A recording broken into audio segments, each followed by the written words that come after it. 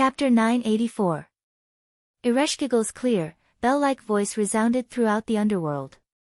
With just this sentence, the majesty of the underworld's mistress was vividly displayed. Afterwards, Ereshkigal imbued almost all of her divinity into the light spear in her hand, Meslamthia. In an instant, the stone pillars that had been broken by Gorgon's struggle were restored, and the berserk Gorgon was once again suppressed. However, although she had successfully suppressed Gorgon again, the effect was not as effective as before. This was probably because Gorgon was currently under the threat of death.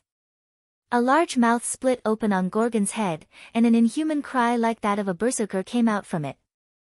Gorgon's teeth, tongue, and other organs could not be seen in this mouth. It was pitch black, and it seemed that Gorgon's body was also filled with black mud. Countless snake hair mixed with black mud rippled around Gorgon's head. Probably because it was suppressed, although the snake hair fluttered, it was as if it was drunk and swaying.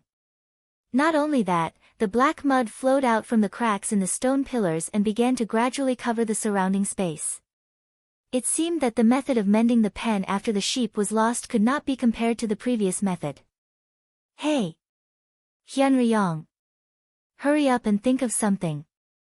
I can't hold on for long. Ereshkigal gritted her teeth as she looked at Wuming, who was floating in the air. This was partly because Ereshkigal was dissatisfied with Wuming's inaction at the moment, and also because of the difficulty of forcefully suppressing Gorgon. Wuming ignored Ereshkigal's complaints and observed his surroundings. Kingu actually did not appear. Wuming said indifferently. That's right, Wuming was actually waiting for Kingu to appear. Wuming originally thought that Kingu would appear when Gorgon's life was in danger.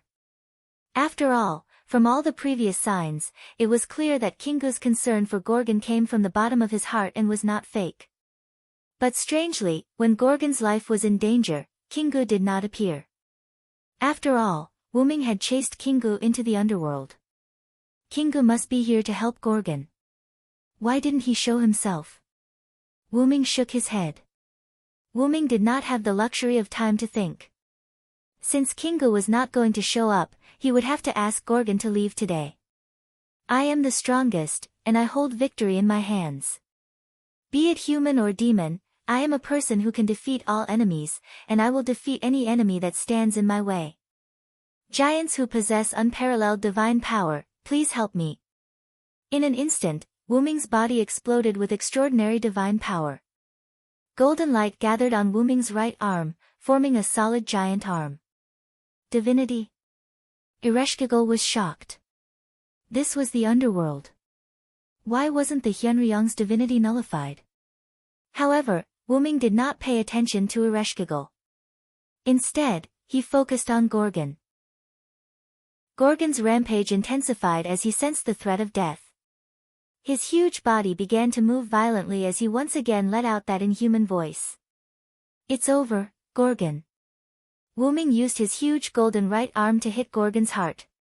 Only the hilt of the divine saber of salvation was exposed. In the next second, the divine saber of salvation that was wreaking havoc in Gorgon's heart sank into Gorgon's body. Then, Wuming released the true name of the divine saber of salvation, which had turned into his own noble artifact. Purify her, divine saber of salvation, Excalibur. The divine saber of salvation, which had completely sunk into Gorgon's heart, exploded with extreme power and reacted violently with Gorgon, who was completely covered by the black origin mud. This stimulation gave Gorgon a final burst of strength, and he instantly broke free from Ereshkigal's suppression. Ereshkigal slumped to the ground, and even Meslamthia fell out of her hand. The stone pillars around Gorgon were all shattered and turned into supersonic bullets, scattering in all directions. Just as they were about to hit the unprepared Ereshkigal, a figure blocked in front of Ereshkigal. This person was Wuming. Wuming raised the huge right arm of the giant incarnation and blocked Ereshkigal, helping Ereshkigal block the gravel that could have killed her at this moment. Thank you. Ereshkigal, who was sitting on the ground in a duck posture, was stunned, but she still blurted out the words of gratitude, although it was more or less unnatural. This made Wuming turn his head to look at Ereshkigal. Then. Why did you save me? Probably a little embarrassed by Wuming's gaze, Ereshkigal asked a question that was baffling to Wuming. After Ereshkigal asked this question, Wuming turned his head back and looked at Gorgon, who was about to die. I don't need a reason to save people. Huh?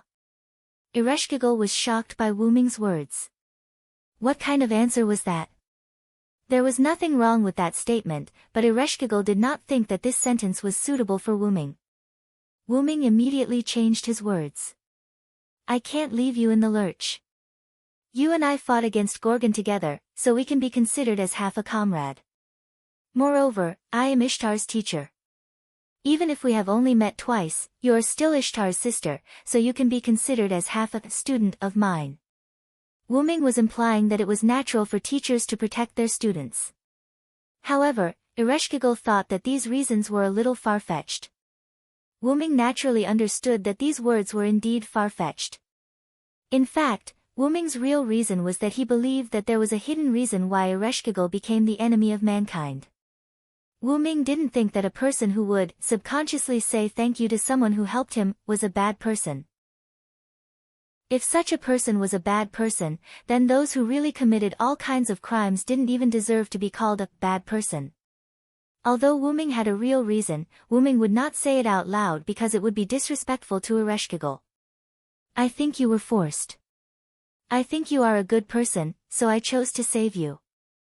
If Wuming said that, it would seem a little self-righteous. Although in Ereshkigal's opinion, Wuming was already very self-righteous, in short, the reason was not important. Wuming saved Ereshkigal, that was all. After understanding this point, Ereshkigal did not say anything else. Instead, she and Wuming looked at Gorgon. Gorgon's final radiance had ended. The black mud that covered Gorgon's body and the divine blade of salvation that erupted from Gorgon's heart had all been destroyed. Gorgon appeared in front of Wuming and Ereshkigal. Chapter 985. Hyunryong, you've won this time. As the saying goes, when a man is about to die, his words are kind. Gorgon, who was not a Khanate demon, was no exception. Gorgon, who realized that he was hopeless, did not have the viciousness of an avenger. Instead, he revealed the serenity of a young girl. At this moment, Gorgon's serenity reminded Wuming of two people. One was Anna, and the other was naturally Athena in the Godslayer world. It had to be said that the pseudo-three-eyed lowly had always been quite serene. In the end, Athena in that world was also Gorgon. After all, they were a trinity. The reason why Athena's clone in the Godslayer world became a demon was because of the changes in the inheritance of that world.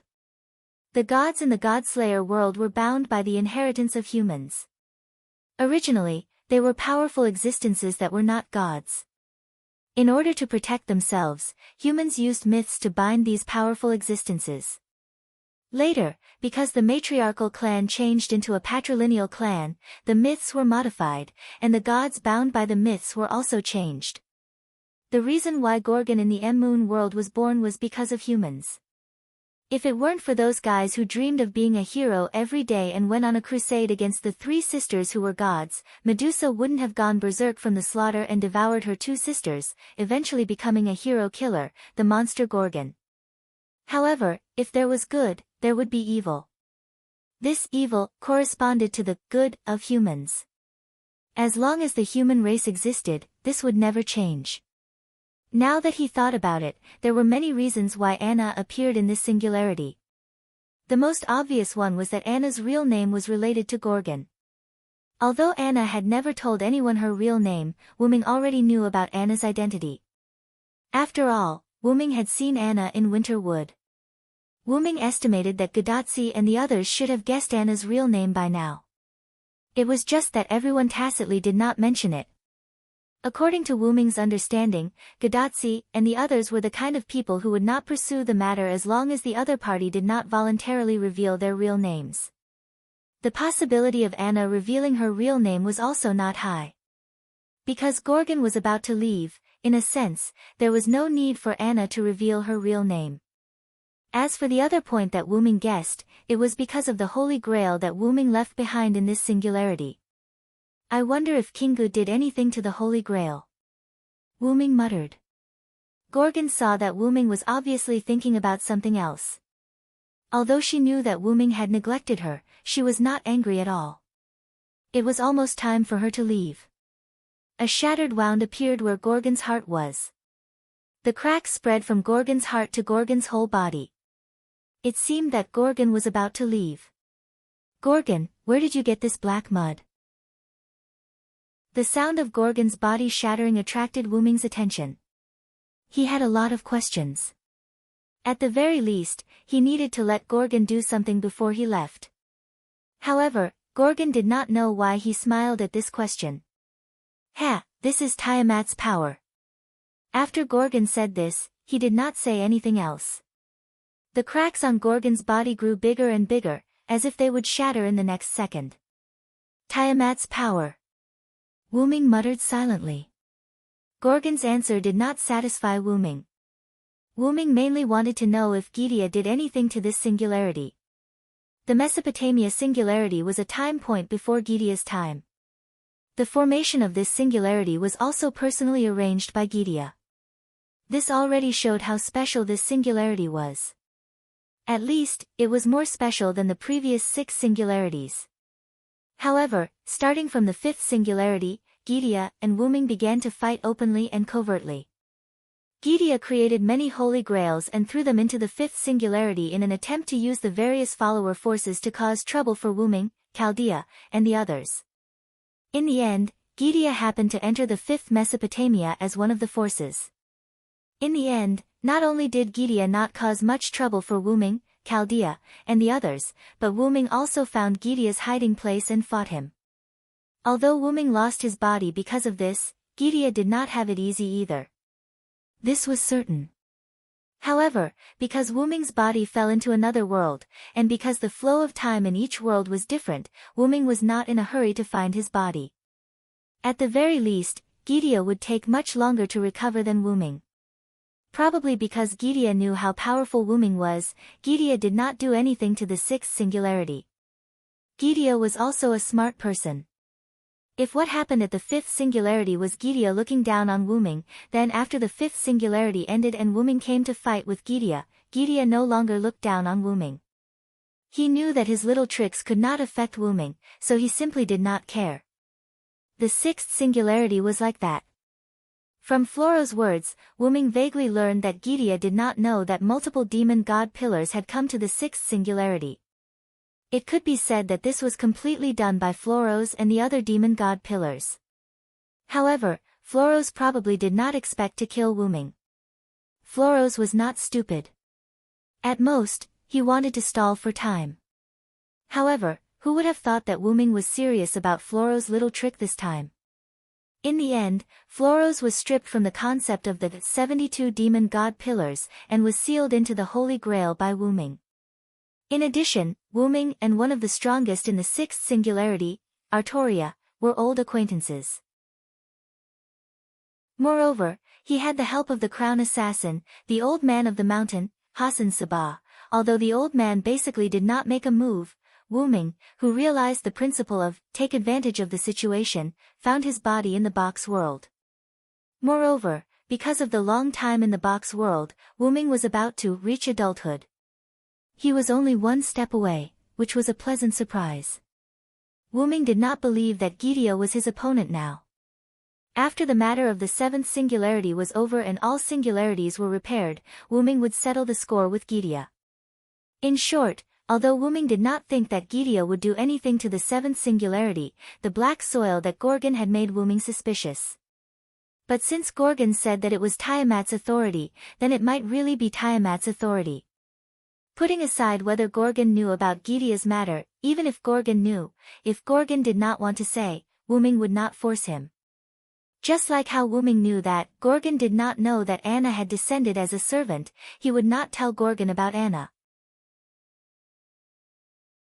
Chapter 986. As Wyrm pondered, Gorgon's body cracked even more. Finally, without saying a word, Gorgon's huge body shattered and turned into mana particles that dissipated in the underworld. At this point, the magical beast goddess who had wreaked havoc in Mesopotamia for half a year was killed in an extremely aggrieved manner by having her heart pierced by an enemy while she was unprepared. At the same time, in the southwest forest, in the territory of the feathered serpent god, Anna, who had been injured by fighting against Uxiu-Mughar, suddenly looked in a certain direction in the north as if she had telepathically sensed something. The cloaked girl hugged her body with both hands and looked as if she did not know what to do. She muttered silently.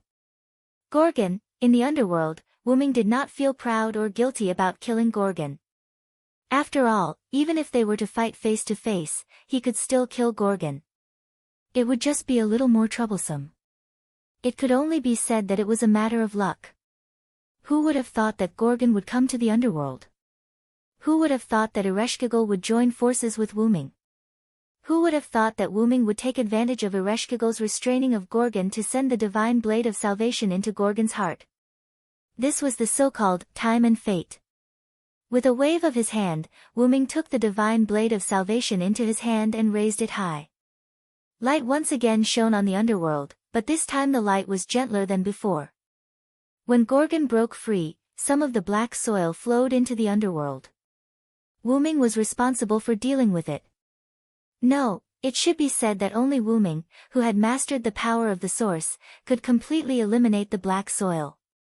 Ereshkigal, who was behind Wuming, once again fell into a daze because of the light shining on the underworld. After a short while, the remaining black soil of the underworld was cleaned up by Wuming. The light disappeared and Wuming put away the divine blade of salvation. Wuming turned around and looked at Ereshkigal, who was still sitting on the ground in a daze. What are you doing? Why are you in a daze? Wuming's words brought Ereshkigal back to her senses and she immediately lowered her head. Although the underworld was still dark, Wuming could still see Ereshkigal's red cheeks due to embarrassment. However, Wuming was also used to Ereshkigal's girlish behavior. She was much more pleasing to the eye than Ishtar. Ereshkigal, what are you going to do next? Ereshkigal was a little confused. What did he mean by, what are you going to do next? Well, let me ask another question. Gorgon, one of the three goddesses, has left. I have also drawn the other pillar goddess to the human side. Now, you are the only enemy left. The alliance between the three goddesses has indirectly collapsed. Are you going to continue attacking the Uruk, or are you going to stop? Ereshkigal was obviously stunned by Wuming's words. She had never thought about this question. After all, no matter who it was, humans were unable to resist the gods. Therefore, the end result would be a certain pillar goddess attacking the Uruk, seizing the Uruk's cup, and finally facing the attack of the remaining two goddesses. Just like Merlin's analysis of Godatsi and the others' narration before, the three goddesses would ultimately have to rely on force to decide the outcome. In the end, who would have thought that one of them would leave and another would be instigated, leaving Ereshkigal alone?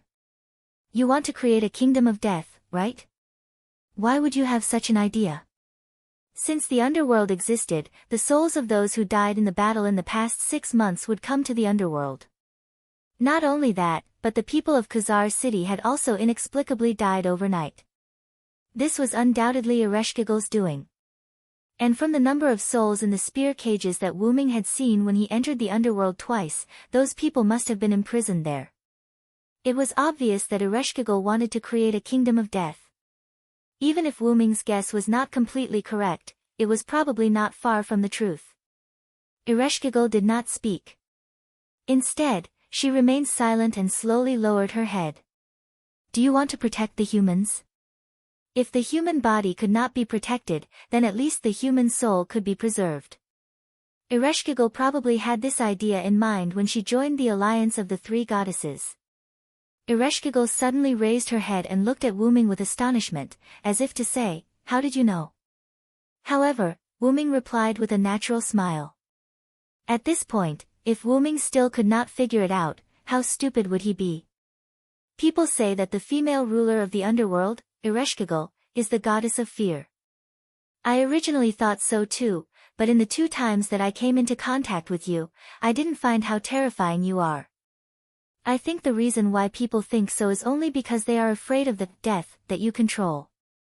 If a person looked fierce and was very solitary and had no friends, even if this person's heart was kinder than anyone else's, there would definitely be people around who judged people by their appearance.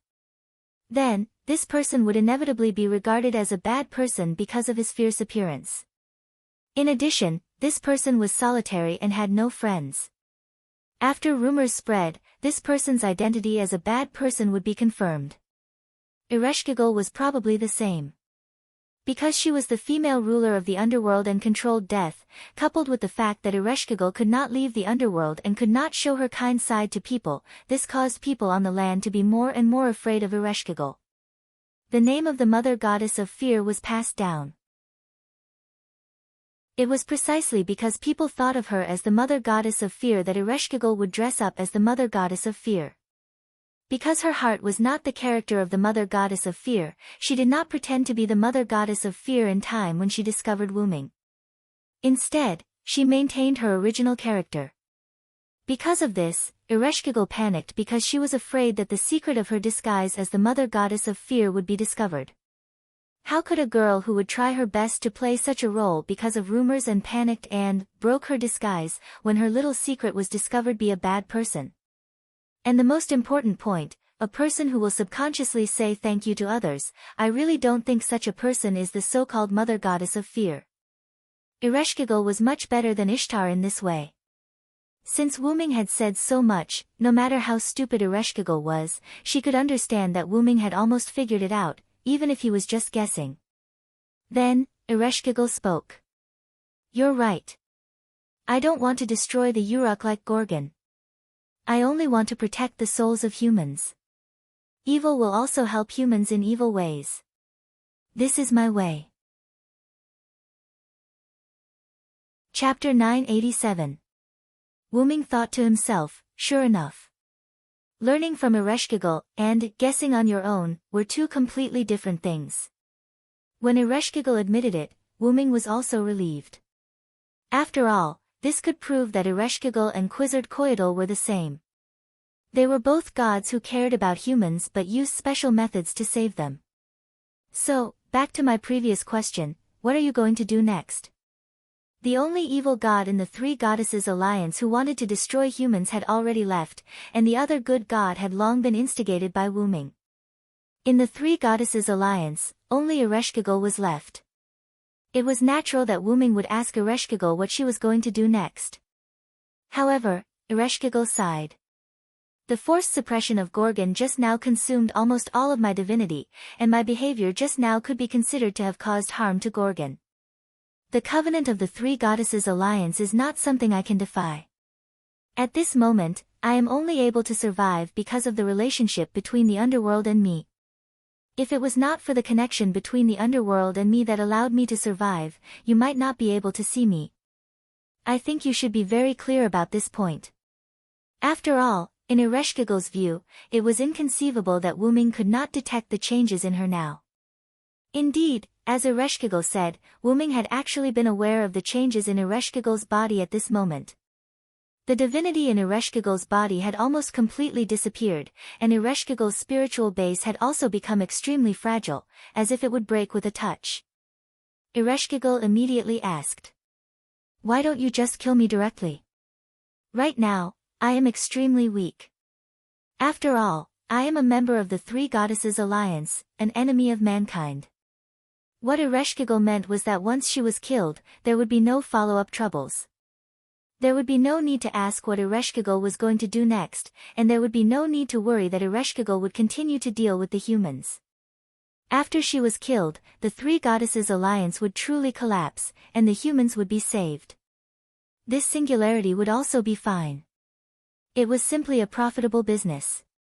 However, Wyrm shook his head. I can even spare the good gods who do evil, so why can't I spare the evil gods who do good? Ereshkigal was stunned. She knew that Wyrm was comparing her to Ishtar. Indeed, although Ishtar was a good god, Ishtar often did some evil things. Although the degree of evil was not high, the sentence, do not do evil because it is small, was always useful. On the other hand, Ereshkigal was an evil god in name, but she joined the three goddesses' alliance to deal with the humans in a roundabout way. She thought that she could not save Mesopotamia, so in order to save the humans, she chose to collect the souls of the humans and store them in the underworld to save them. Ereshkigal's approach was somewhat similar to that of Artoria, who had the Holy Lance, but after all, they were different. After all, Ereshkigal only preserved the souls of the humans. Ishtar and Ereshkigal were different sides of the same divinity, so it was natural to compare them. The enemy of the humans is not the three goddesses' alliance. The only enemy of the humans is the goddess of warcraft. Ereshkigal and Quizard did not join the three goddesses' alliance with the purpose of destroying the humans. They joined the three goddesses' alliance to help and save the humans. But Gorgon has already been destroyed by you, right? Without talking about the goddess of warcraft, Wyrm directly answered Ereshkigal on the other hand. Didn't I say that I am Ishtar's teacher, and you are Ishtar's sister, so you are also half my disciple? The mistakes made by the disciple should be corrected and made up for by the teacher. Although it is natural for the teacher to punish the disciple, your safety is also part of my responsibility. After knowing your secret, if I still choose to kill you, then it is really my fault. And if Ishtar knows about it, she will not forgive me. Regardless of whether these words were true or false, Wyrm was not prepared to destroy Ereshkigal. Wyrm's meaning was very clear, so how could Ereshkigal not understand? Suddenly, some tears appeared in Ereshkigal's eyes. This was the first time someone cared about her. But if Wyrm knew what Ereshkigal was thinking, he would probably laugh it off. With Ereshkigal's EQ, which was raised as a young lady who did not know about the world because she stayed in the underworld for a long time, she probably would not realize that someone cared about her. For example, Ishtar, who was actually very concerned about her half. However, one was too arrogant and did not show any concern, while the other's EQ was too low and did not notice the other's concern. This caused both of them to not realize the other's meaning, which was really regrettable. And, the most important reason, then, Wyrm's tone changed. The goddess of warcraft is still alive. Huh? Ereshkigal was dumbfounded. Could it be that Gorgon was fake? Was that why Kingu did not come to save her? But that was impossible. Gorgon was completely real to Ereshkigal. How could he be fake? Then, Wyrm answered Ereshkigal's doubts. The real goddess of warcraft is Tiamat. Ereshkigal was stunned. But Wyrm naturally knew what Ereshkigal wanted to say. She was just asking for the reason. The reason is that the fake Enkidu's body allowed me to kill Gorgon.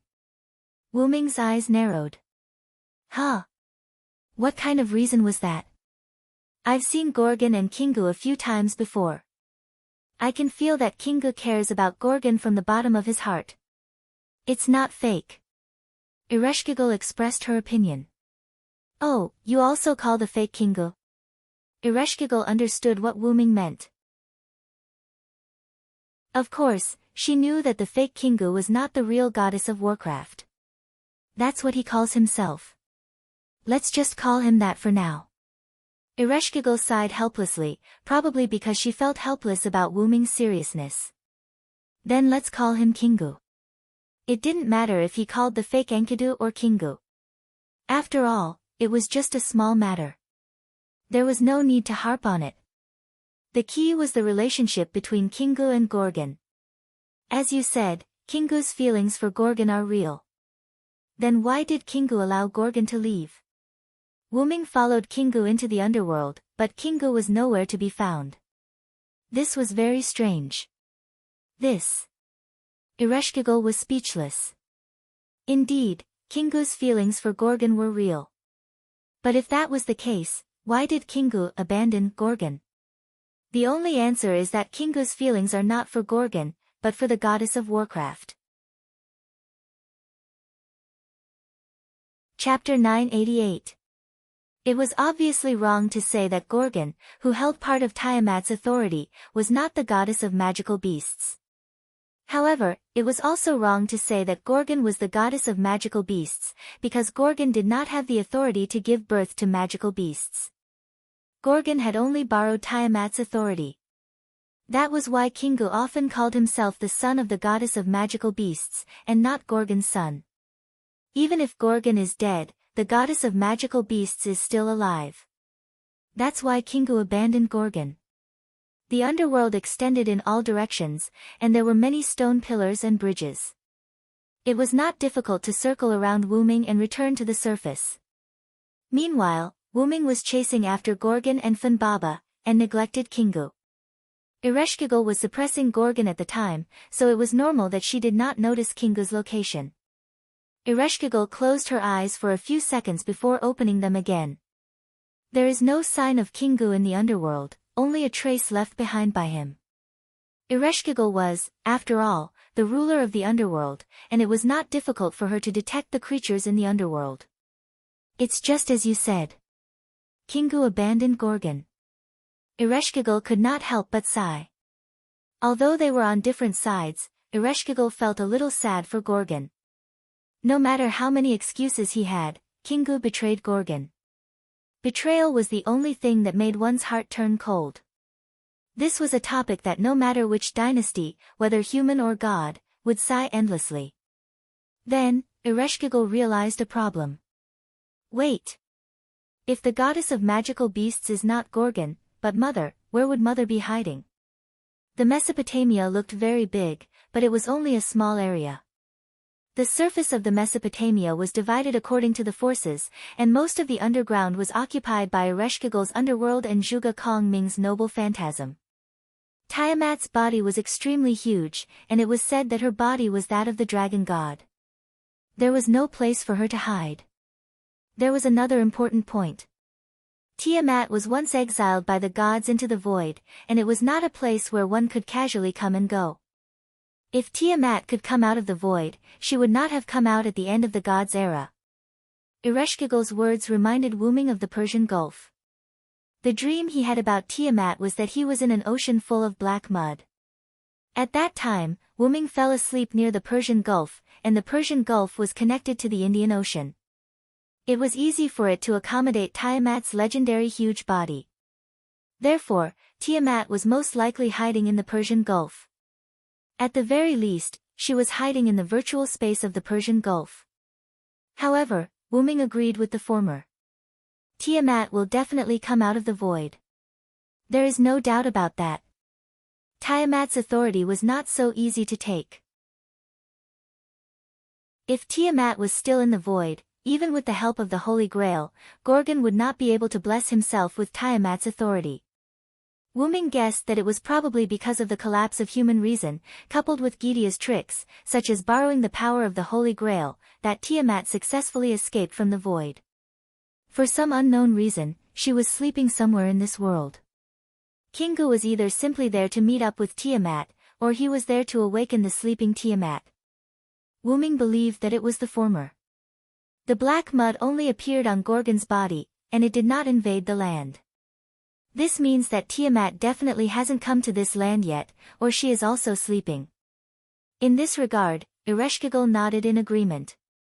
If Tiamat had appeared in Mesopotamia, perhaps humanity would have been finished long ago, and they would still be able to resist for half a year. As the only native god in Mesopotamia's Sumer pantheon, it could be said that no one understood Tiamat's power better than Ereshkigal.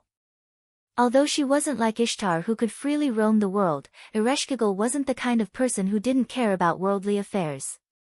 Ereshkigal was indeed quite reclusive, but not to mention that the Garrula spirit would bring her news of the surface, as her divine authority, peddling, would also tell Ereshkigal stories of the surface from time to time, whether it was about humans or gods. Otherwise, if Ereshkigal had stayed in the underworld for tens of thousands of years, she wouldn't have gone crazy from boredom. At the very least, Ereshkigal wouldn't be like a young lady who lived in a boudoir like she was now. It had to be said that time could erase the soul of an intelligent creature, but it could also erase the soul of a god. It was rare for Ereshkigal, who could only stay underground and endure the curse of being imprisoned, to have the temperament of a young lady. If Ishtar and Ereshkigal were to exchange identities, perhaps Ishtar would be imprisoned for a long time and her soul would collapse and become an evil god. Of course, this was only an if. After all, Ishtar's personality was cultivated. If they were to exchange identities from the beginning, the outcome would be unpredictable. All in all, Ereshkigal was a god after all. Even if she didn't understand the affairs of the humans on the surface, she wouldn't and couldn't not understand the affairs of the gods. Gods wouldn't change for millions of years, unlike humans who would change dynasties in less than 100 years or even a dozen years. The mother has an ability called amino-geese, also known as cell coercion. It can transform the captured life forms into creatures that will completely obey the mother's orders and become the enemy of humans. This is the mother's most powerful and terrifying ability. Hearing Ereshkigal's explanation, Wyrm felt that this was similar to the black root mud. This was probably why Ereshkigal could still remain calm after Gorgon admitted that the black root mud was Tiamat's authority.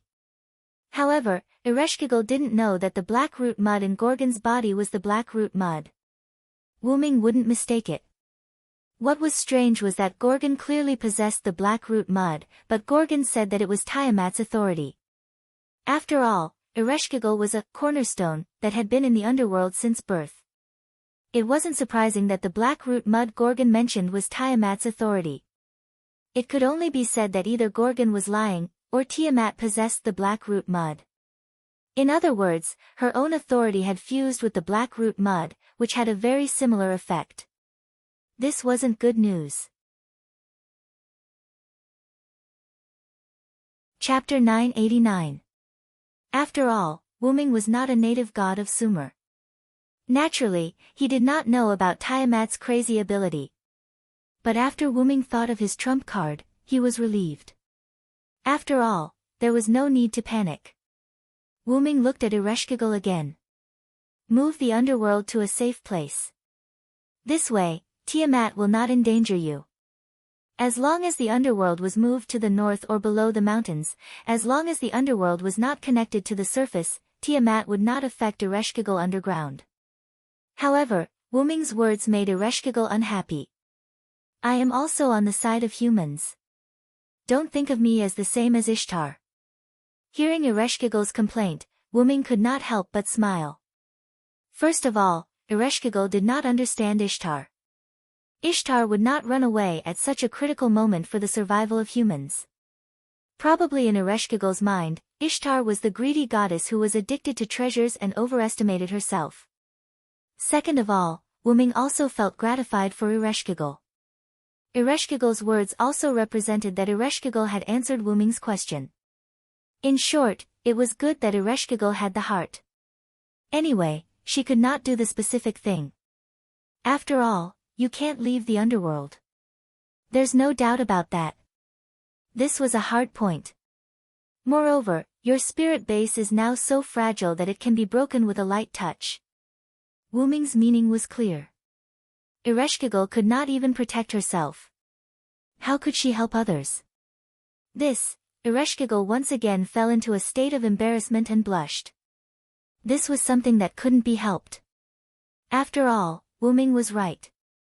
Just stay in the underworld obediently. When the surface can't hold on any longer, I'll come to you for help. At that time, you won't be able to refuse even if you want to. Wyrm said jokingly. Then, in a flash, he appeared on top of Fanbaba. Remember to release the souls of the citizens of Kuza. Their bodies are still intact in the bottom level of the Uruk's divine tower. As for those who died in battle, they were truly dead. Even if their souls were released, they could not be resurrected. Alright, I got it. Probably no one had ever treated Ereshkigal so rudely before. This made Ereshkigal a little uncomfortable. She didn't even know how to react. But at the same time, Ereshkigal felt a little inferior to herself. Her whole face showed an "I'm very sad" atmosphere. Wyrm, who was sitting on Fanbaba's back, saw Ereshkigal's expression. He didn't know whether to laugh or cry. Ishtar was a little childish. Then, Wyrm suddenly said, You're Ishtar's sister. No matter what, you have to be more elegant than Ishtar. Elegant? Ereshkigal silently analyzed this word. While Ereshkigal was analyzing elegance, Wyrm silently chanted a sentence. With my spirit of speech, let the justice of the world appear. A golden short sword appeared in Wyrm's hand. Since Ereshkigal was not confident, then he would help her. After all, he was half a disciple. Then, Wyrm stabbed himself with the golden short sword. Ereshkigal was so scared that she couldn't speak. Was he trying to commit suicide? But then, Ereshkigal found a new problem. Why can you still use your authority in the underworld? Ereshkigal could feel that the golden short sword in Wyrm's hand was a god's authority. But this was the underworld. If divinity was ineffective here, then naturally, authority would be ineffective. However, Ereshkigal immediately realized a problem. Since Wyrm could use his divine authority, didn't that mean that Wyrm could take her down when they first met? After all, in terms of divinity, Ereshkigal could only be considered a mid-tier god. Wyrm was a foreign god that even the god king had to respect. There was no doubt that he could take her down. At that moment, Ereshkigal's face turned red. It was a pity that she had pretended to be the goddess of fear to scare him. In the end, he didn't mind at all. He didn't give her face as the queen of the underworld. Seeing Ereshkigal's face turn red, Wyrm guessed Ereshkigal's thoughts. He shook his head indifferently. It was just a girl's temperament. There was no need to care. In the next second, the golden short sword that pierced Wyrm's body disappeared. A ball of light appeared at the spot where the golden short sword pierced. This is for you. I don't really need it. With that, Wyrm threw the ball of light to Ereshkigal. Then, Wyrm opened a huge portal.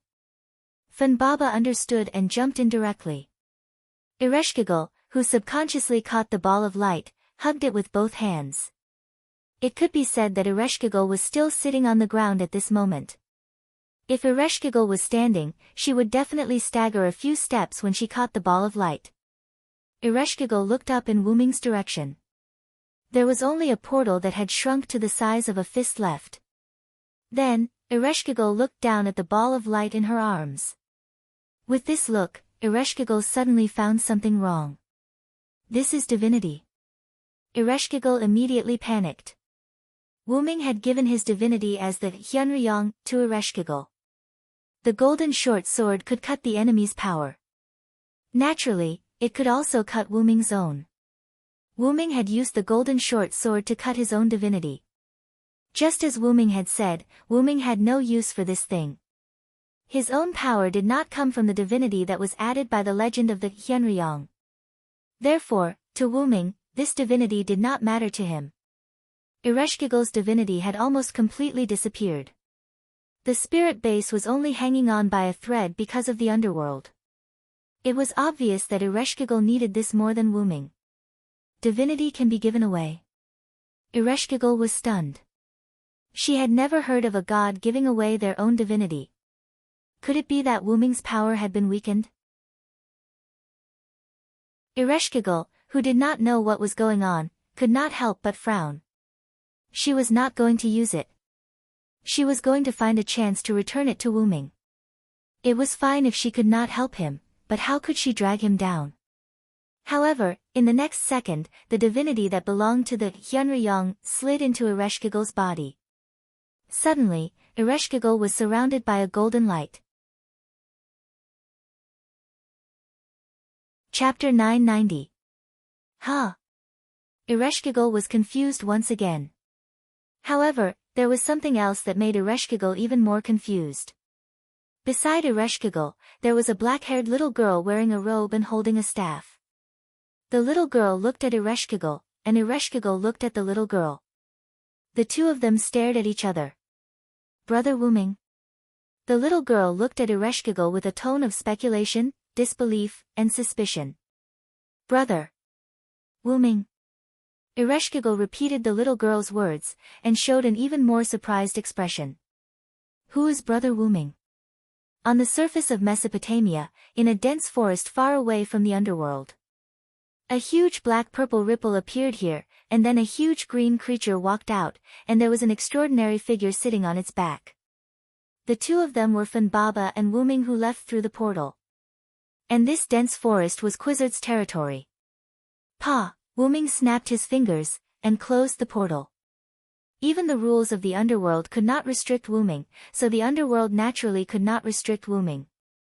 Ereshkigal is really an interesting person, it's a pity that I can't stay for a while longer. Wuming recalled Ereshkigal's shocked expression, and his face was filled with joy.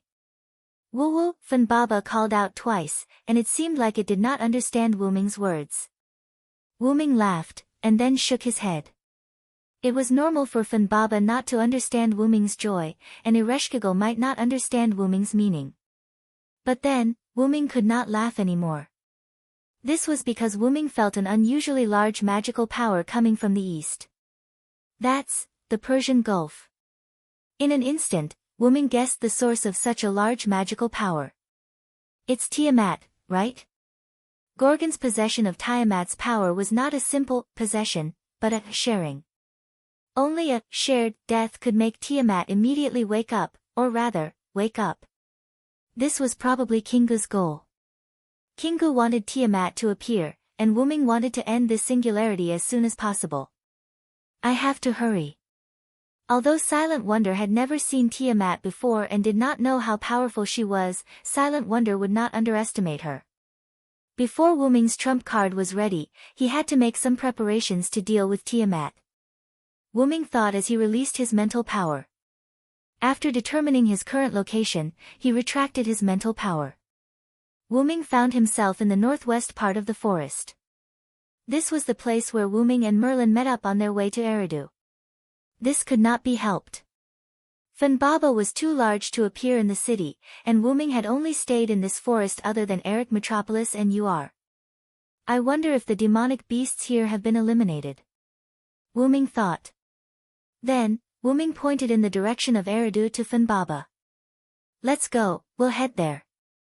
Heading towards Eridu, they would know the situation. Woo woo woo, Funbaba cried out again, and then ran in the direction Wuming pointed. Funbaba was obviously a huge existence, but it was like a fish in water. It did not knock down any trees in this forest. This was probably the talent of Funbaba as a forest beast. On the way, Wuming and Funbaba took advantage of this short idle time to chat. After all, even if the situation was critical, it was useless to be anxious. It was better to temporarily pin the hope of stopping Tiamat on Gilgamesh, while Wuming went to the battlefield in the forest to meet up with Gadatsi. Speaking of which, why did you run to my temple? I left you behind to help them, but you ended up sleeping in my temple. Although Funbaba looked bloated, it was probably due to the pressure from Tiamat. At this moment, Funbaba's speed was not slow at all. The rapid airflow flowed past Wuming's face. If it was an ordinary person, they might have suffocated. However, no matter how fast the airflow was, Wuming's words fell into Funbaba's ears. Woo woo woo, so that's how it is. It's not used to being away from Yggdrasil, so it fell asleep. This was something that Wuming did not expect. After all, Funbaba was a mythological beast and not a life in Yggdrasil. In Wuming's opinion, even if Funbaba was separated from Yggdrasil, it would not be a big problem. However, who would have thought that Funbaba had been fused with Yggdrasil for a long time, and the sudden separation would have a mental impact on Funbaba? Fortunately, the impact was not big. Then you come back first. Wuming said, opened the dragon nest space, and took out Yggdrasil. Wuming did not mean to let Funbaba return to Yggdrasil. Wuming meant to let Yggdrasil integrate into Funbaba's body. The two had already formed a symbiotic relationship, and it was not a problem at all who was in whose body. Wuming held Yggdrasil in a reverse grip and stabbed Yggdrasil into Funbaba's body that was full of green hair, but there was no bloody scene. The moment Yggdrasil came into contact with Funbaba, it turned into energy from the spearhead and integrated into Funbaba's body bit by bit. After Funbaba accepted Yggdrasil, it seemed to have strengthened a lot, and its speed became faster. Stop. Suddenly, Wuming made Funbaba stop. The reason why Wuming suddenly stopped was that Wuming smelled blood, and it was the blood of a demonic beast. The blood of a demonic beast was not the same as human blood, so it had a different smell from human blood. Wuming could naturally smell it in an instant. As for Funbaba, whose sense of smell was more sensitive than Wuming's, it had already smelled the scent of a demonic beast, but they were all dead, so Funbaba did not report it to Wuming. Wuming closed his eyes and spread out his mental strength. In an instant, the nearby scene appeared in his mind. On the side of Wuming, a large number of trees had collapsed and were destroyed. One after another, demonic beast corpses were lying among the destroyed trees. A large amount of purple blood stained the ground and the destroyed trees. Not only that, but even the surrounding intact woods also had demonic beast corpses. And in the center of the collapsed area, a huge red demonic beast was lying there, its head separated from its body.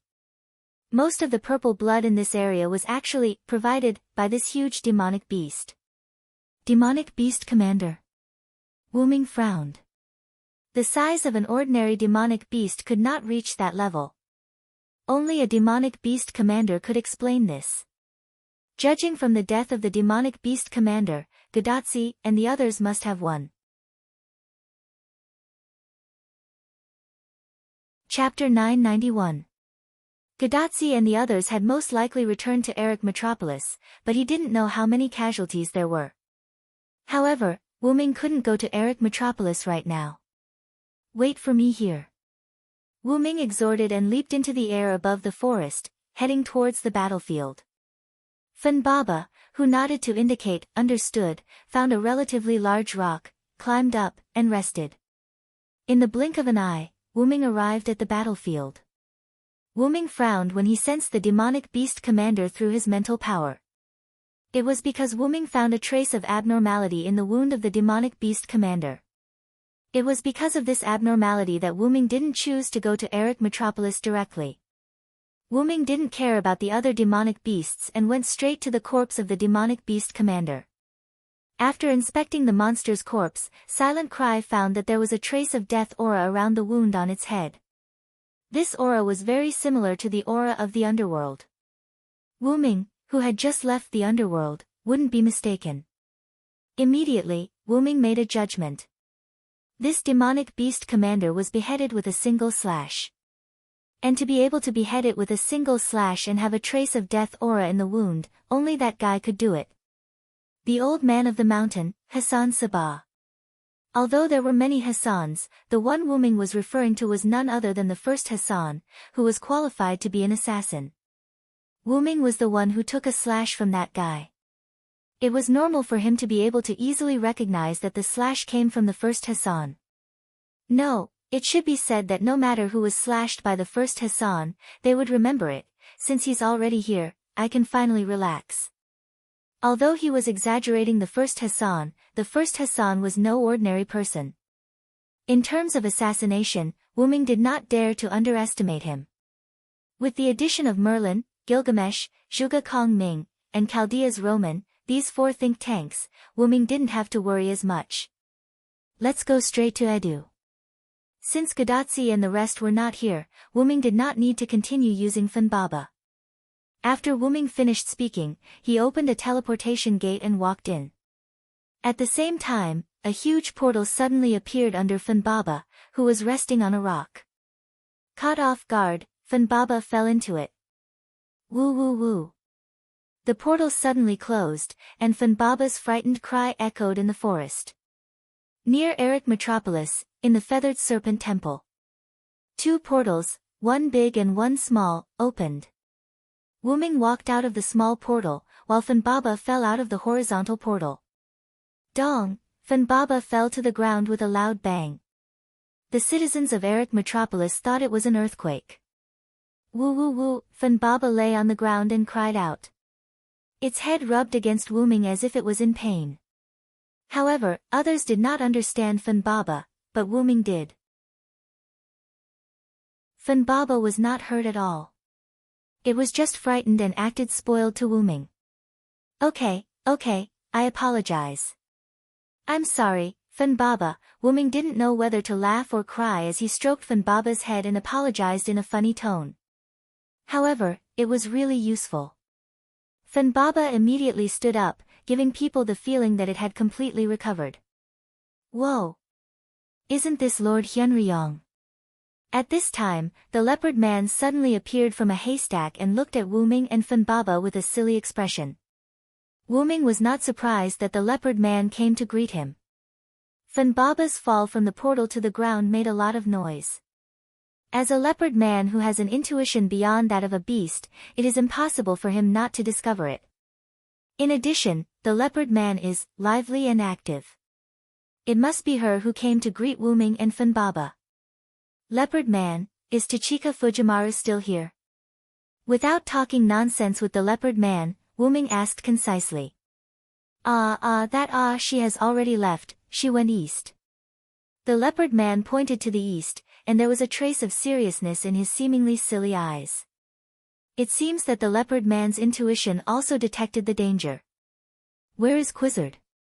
Wuming didn't believe that Quizzard couldn't detect the movement caused by Tiamat.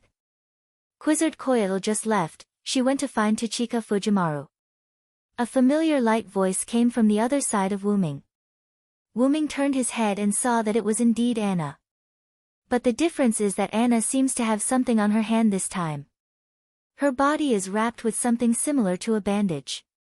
Not only that, but Anna's hood is not worn. Cooker is worried about Tachika Fujimaru, so he rushed over to help. Ignoring the leopard man, Wuming walked to Anna. Anna, are you okay? Faced with Wuming's concern, Anna shook her head. I accidentally suffered a minor injury when dealing with Uxiu Mughar, and I have almost recovered. Uxiu Mughar. It's probably the name of the magical beast commander who was beheaded. And the reason why Anna stayed here is probably to recuperate. Then, Anna continued to speak. Merlin asked me to wait for you here. He said it's very urgent and he hopes you can make a judgment based on this. Anna said while taking out a clay tablet from under her cloak. So that's how it is. Not only is she recuperating, but she also works as a messenger. Wuming took it and found that the clay tablet was empty. Not only that, but it was also covered with a powerful illusion. If you forcibly look at it, you will fall into an illusion. Merlin, this guy. Wuming was a little speechless. This is simply superfluous. Merlin always likes to work on such meaningless things. A few Lune runes were inputted into the clay tablet by Wuming as if entering a password. The illusion suddenly disappeared, and the clay tablet was still empty. But then, some words directly appeared in Wuming's mind, and Wuming also subconsciously closed his eyes. In the next second, the clay tablet in Wuming's hand directly turned into yellow soil and scattered. Anna didn't say anything and quietly waited for Wuming to digest it. On the other hand, the leopard man and Baba foolishly mixed together. In an instant, Wuming opened his eyes. Let's go back to Uruk. This was Wuming's judgment. Anna nodded silently. In any case, Merlin told her to listen to Wuming's words. Although Anna didn't want to listen to Merlin, after all, Wuming was a reliable person, so Anna could only make do with it. Hearing Wuming's words, Baba also kicked the leopard man away and ran to Wuming's side, fully showing that she was on call. Good.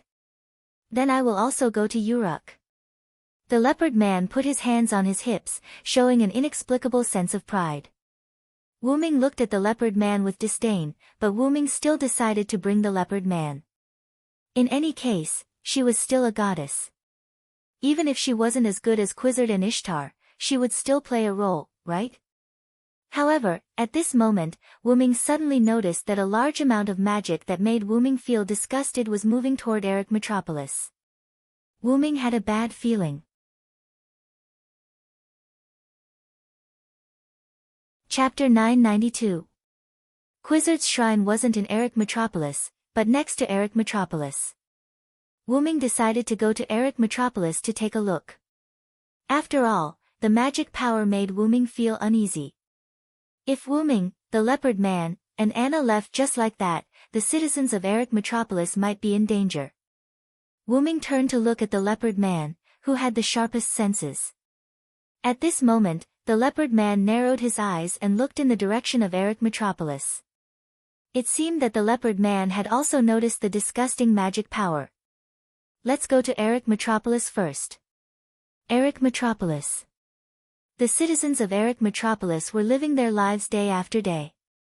Although they were living in fear for a short period of time because of Quizzard, Eric Metropolis had returned to its previous daily life because of Wyrm pulling the feathered serpent god into his group. As the saying goes, those who rely on the mountain live off the mountain, and those who rely on the river live off the water. After all, there were changes in the surroundings of Eric Metropolis. With the consent of Quizzard, the people would enter the jungle from time to collect some items for their daily life. After all, this jungle was moved by Quizzard based on the jungle in South America. There were plenty of resources, whether it was water, fruit trees, or herbs, they were all abundant. However, because the trees were full of water, they weren't suitable for firewood. But the former was enough for Eric Metropolis. In addition, the jungle would drive away the magic beasts, and the leopard man and his subordinates would occasionally help to collect. The citizens of Eric Metropolis were living a good life. As usual, the citizens of Eric Metropolis returned to Eric Metropolis after collecting the resources from the jungle. But the difference was that when they returned, someone greeted them at the entrance of the city. Thank you for your hard work, everyone. Let's take a rest here. The person who spoke was a seemingly noble woman who was dressed elegantly and wore a veil. Even with the veil covering her face, the woman's beauty was obvious. However, no one was captivated by the woman because her status made them subconsciously respect her. Lady Siduri, thank you for waiting for us here. A person who seemed to be a leader replied to Siduri with incomparable respect. This woman was Siduri, who had rushed over from Uruk with Gadotsi and the others. For some reason, Siduri was left behind. When she heard that the people who went out were about to return, Siduri volunteered to wait at the entrance of the city. Siduri didn't know what she should do. Because of Hyunryong's identity as the chief priest, the citizens of Eric Metropolis respected her very much. They didn't let her do any dirty work. More importantly, the living habits of Eric Metropolis had changed because of the jungle. Siduri, who didn't know about this at all, couldn't force herself to do any work. She might even be more of a hindrance. That was why Siduri was waiting at the entrance of the city to welcome the people who returned. She could only play a role in this aspect for now. The people sat down in the open space to rest for a while, and Siduri looked at the resources that the people had collected. It seems like we didn't get much this time. Even though Siduri hadn't seen what the previous harvests were like, Siduri could tell at a glance that they didn't get much this time. After all, the amount this time was pitiful. The people only had a few jars of water and some fruits with them. That was all. The resources around here are almost all collected. Lord Leopard Man and the others lost some of their men to fight the monsters. There are many things that we can't collect by ourselves. Although they didn't get much, the leader's face was full of gratitude and guilt. Not only the leader, but the others were also the same. They were not uncivilized people. They were protected by the forest and the gods, and they were able to obtain resources that they had never seen before. The most important thing was that they were able to survive in this land that was filled with magical beasts. Just this last point alone was enough to satisfy them. That was why they were so grateful. As for the guilt, it was because many of the orcs under Leopard Man died in the battle with the monsters. After all, they were fighting the monsters for Eric Metropolis, so it was natural for them to feel guilty. Alright, it's all in the past. Organize the resources and go back to see your families. Yes. Lord Siduri. Siduri was like an angel. The fatigue of the people who went out to collect resources was instantly cleared away. However, at this moment, a clacking sound suddenly came from the dense forest behind them. Everyone turned their heads to look. They really couldn't imagine what could make such a strange sound. It couldn't be a monster or an animal because such a sound couldn't be made by living creatures. The trees in the jungle began to shake, and the bushes rustled. A brave citizen of Eric Metropolis walked over with a knife in his hand. He was about to check it out when he arrived in front of the bushes. But in the next second, a pitch-black cone-like object suddenly pierced the man's chest. In an instant, the man's chest was pierced, and blood spurted out. Then, the thing that pierced the man's chest walked out. Everyone present was shocked. What kind of strange thing was this? A pitch-black creature with arthropods appeared in front of them. Its head did not have any facial features, only a slanted mouth. A large red snake head dangled out of its mouth in an extremely disgusting manner. Its mouth full of neat white teeth did not make people feel at ease, and together with its pitch-black body, it made people feel extremely disgusted. The humanoid body under its head was rather weak and delicate, and its legs had degenerated into two thin lines. It looked like it had completely lost the ability to walk. On the other hand, the monster had 4 arms that resembled appendages. 3 of the 4 arthropods with sharp ends were scattered in 3 directions as support for the weak body. The 4th arthropod held the man whose chest was pierced. Blood flowed all over the ground in the blink of an eye. The people who were struggling before were basically motionless now. ZSYWSNRLDSTZSCRN, some words that people couldn't understand came out from the mouth of this strange thing that they had never seen before. Everyone who heard it felt uncomfortable. Coupled with the appearance of this unknown thing, it was a complete visual pollution.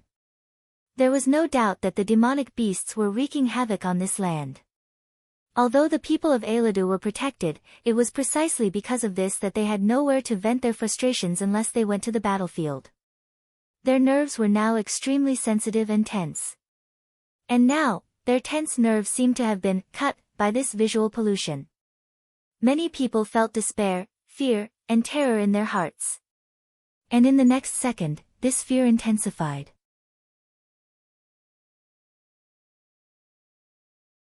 Chapter 993. The corpse of the impaled citizen slid off the forelimb of the unknown creature. However, in the next second, a monster that looked exactly like the unknown creature broke out of the cocoon and absorbed the corpse along the way. What is this? The scene before them made many feel despair towards this monster that was full of mental corruption. Out of fear, the weapons in their hands fell to the ground. Siduri looked uneasy. It was too late to retreat and seek help from the Quetzalcoatl god and the leopard man. Moreover, it was not just these 2 creatures. More and more unknown creatures walked out of the dense forest in front of them. There were hundreds of them. Now, everyone understood where the clacking sound came from. It was the footsteps of these unknown creatures. Everyone was stunned by the scene before them. The unknown creatures did not move. They just looked at them like a cat looking at a mouse. "We're done for, run." It was unknown who said this, but surprisingly, this sentence caused everyone to react and run towards the city behind them. The dark unknown creatures moved as well. They were like cats that saw the mouse moving and were ready to hunt it down. "Everyone, hurry to the Quetzalcoatl god's temple." Siduri did not move. Instead, she shouted loudly. She told everyone to stay calm when they lost their cool. Then, Siduri rushed towards the monsters. "At least we have to buy some time." There was one thing that Siduri knew very well. There was no time to escape. Against so many dark monsters, the Quizzard god and the leopard man would not be able to save them. If that's the case, let me buy some time. Even if it's just for a second. This was Siduri's thought. In this situation where the chances of survival were extremely low, Siduri hoped that she could be the cornerstone to buy some time for others to live. ZZLWDSJDL, the monsters spoke in a language that the humans could not understand. They split into 2 groups. Some of them surrounded Siduri, the weak human who had rushed over, while the others chased after the people who were running away. NWSMBTZ. NWSMBTZ. The monsters surrounded Siduri, as if they were questioning her why she did not run away. They kept repeating the same sentence. Siduri could not understand the language of these monsters. She could only suppress her trembling body, clasped her hands in front of her chest, closed her eyes and prayed. Lord Hyunryong, KLS.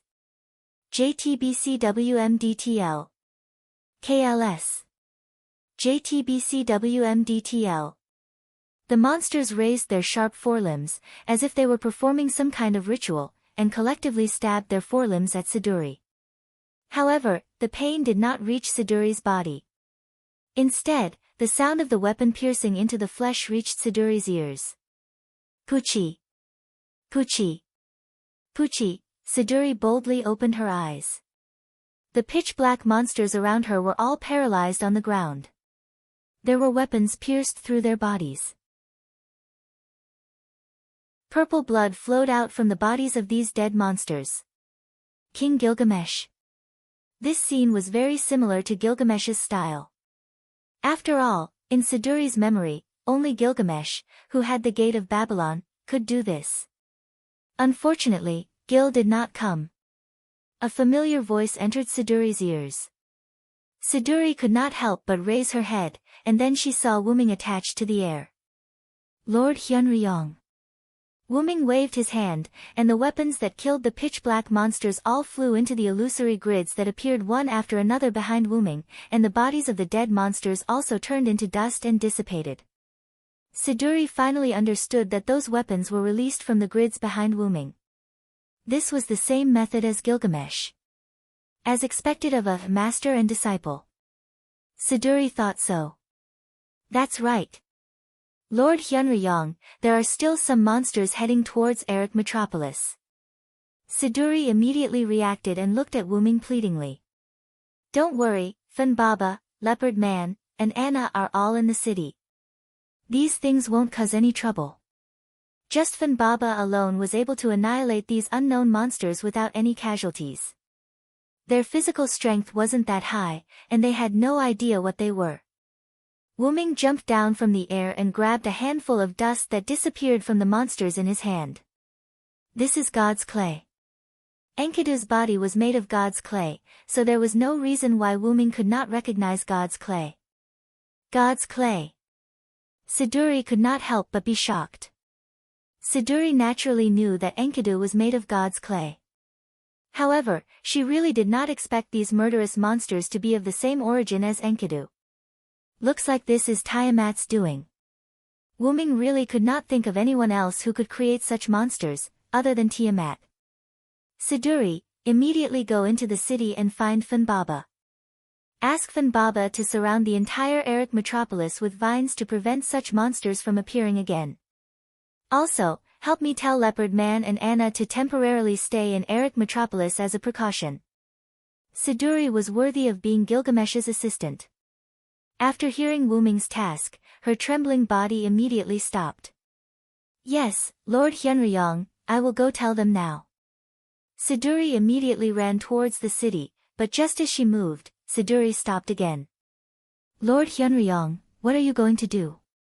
Siduri was not a fool. Since Wuming asked her to inform Funbaba and the others, it meant that Wuming had something to do and had to leave. Wuming turned to look at Siduri and said concisely, I'm going to UR City to take a look. UR City and Eric Metropolis were the only two cities left in the jungle. It did not mean that the people in the other cities in the jungle had died. These people had gathered in UR City and Eric Metropolis and were protected by Quizzard's reign of terror. It was not until Wuming roped in Quizzard that the two cities returned to normal. Moreover, UR City and Eric Metropolis were cities not far from the Persian Gulf. If these monsters all landed in the Persian Gulf where Tiamat was, the monsters may have also attacked UR City. Wuming, who had been to UR City, directly came to the entrance of UR City with a portal. Wuming used his telekinesis to fly into the air and overlooked UR City. It could only be said that as Wuming expected, the dark monsters in the city had begun to hunt humans. Wuming even saw two humans fighting in the encirclement of monsters. Obviously, these monsters were holding a game with simple rules but extremely disgusting.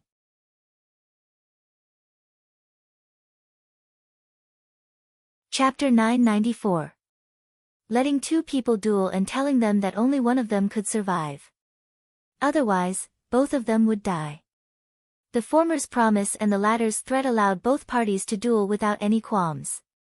This could be said to be a vivid depiction of the ugliness of human nature. To be honest, Wyrm hated this kind of game.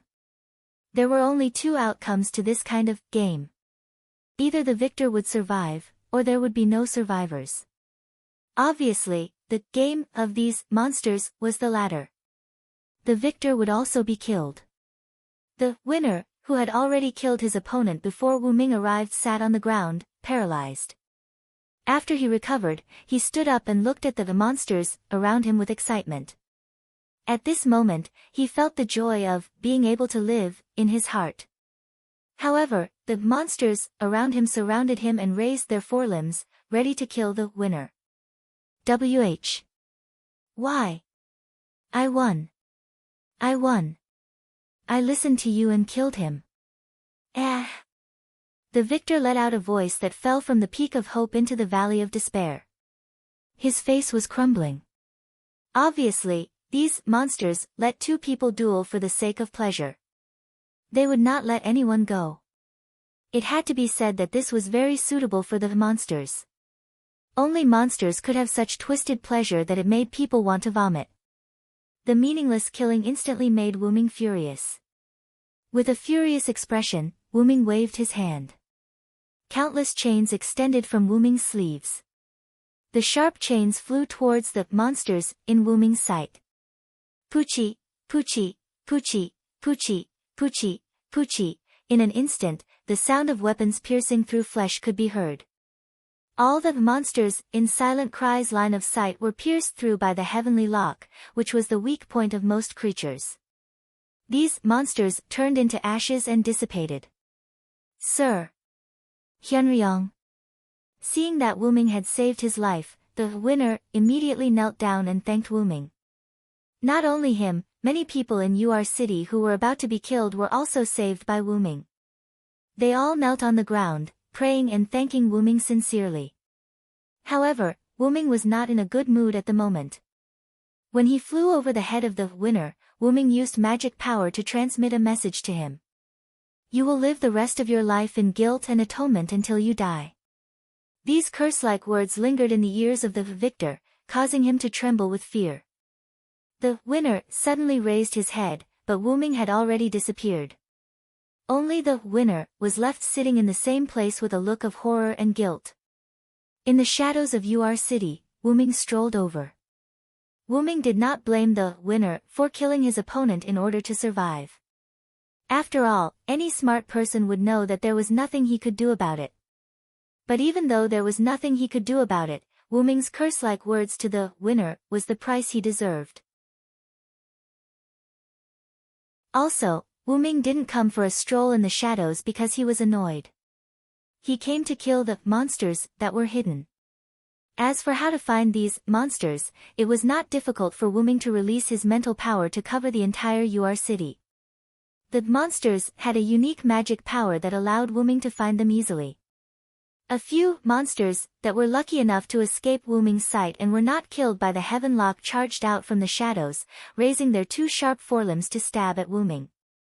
But in the next second, the heaven lock that appeared from the golden ripples around Wyrm pierced through their bodies from top to bottom. A few monsters turned into ashes. One of the monsters that was not completely dead struggled and tried to extend its forelimbs to Wyrm, and to Wyrm's surprise, it said, "You are also the child of your mother, why are you helping humans?"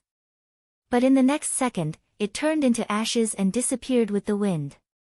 The child of my mother. Wyrm frowned. That's right, Wyrm could understand the words of these monsters.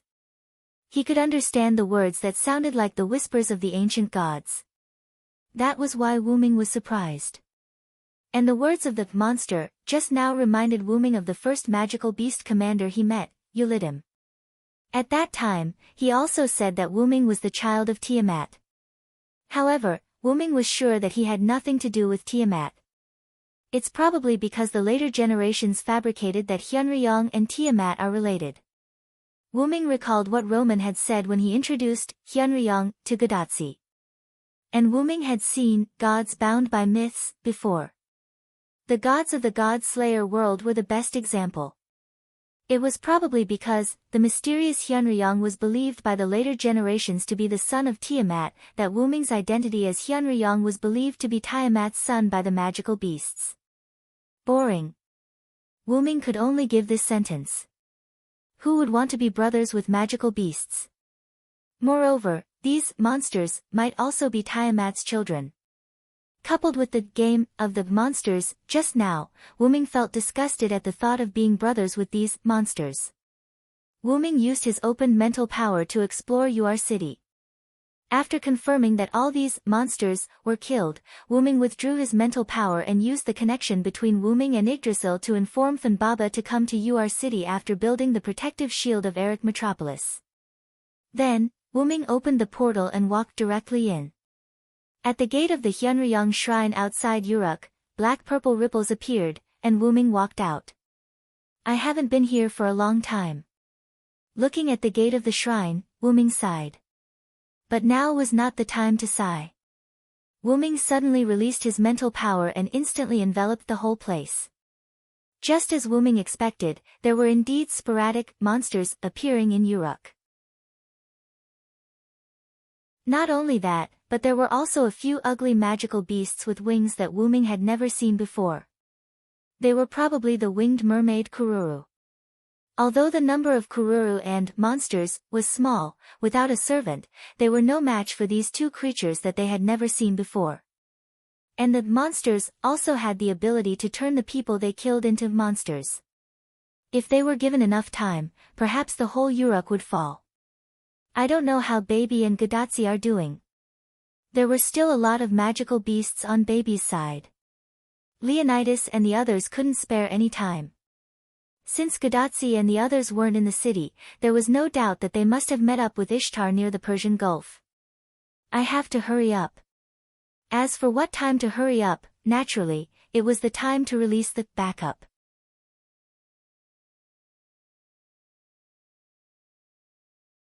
Chapter 995. Wuming retracted his mental strength and walked straight into the temple without a door. He came to the Hyunryong statue. The Hyunryong temple was indeed abandoned. This was an undeniable fact. However, when Wuming returned to the Uruk last time, he did something to the temple just in case. Wuming's spiritual base left a barrier in the temple statue that was comparable to a precious artifact. No, it should be called a precious artifact barrier in the god's generation. Wuming floated up and pressed one hand on the head of the Hyunryong statue while chanting. The gods will eventually retreat, and the mythological era will inevitably come to an end. An ethereal voice that contained magic came from Wuming's mouth. Along with these words that were filled with magic, the Hyunryong statue emitted light like a piece of shining jade. Those who have been enlightened need not be guided. Only the protection of the end, like a firefly burning, the light of the unpolished jade turned into specks of fireflies and dispersed into the air. My God, restore, bless the world with this body. In an instant, the Hyunryong statue was completely shattered. The shattered statue turned into specks of light, and along with the powerful magic that was released when it was shattered, they dispersed in all directions.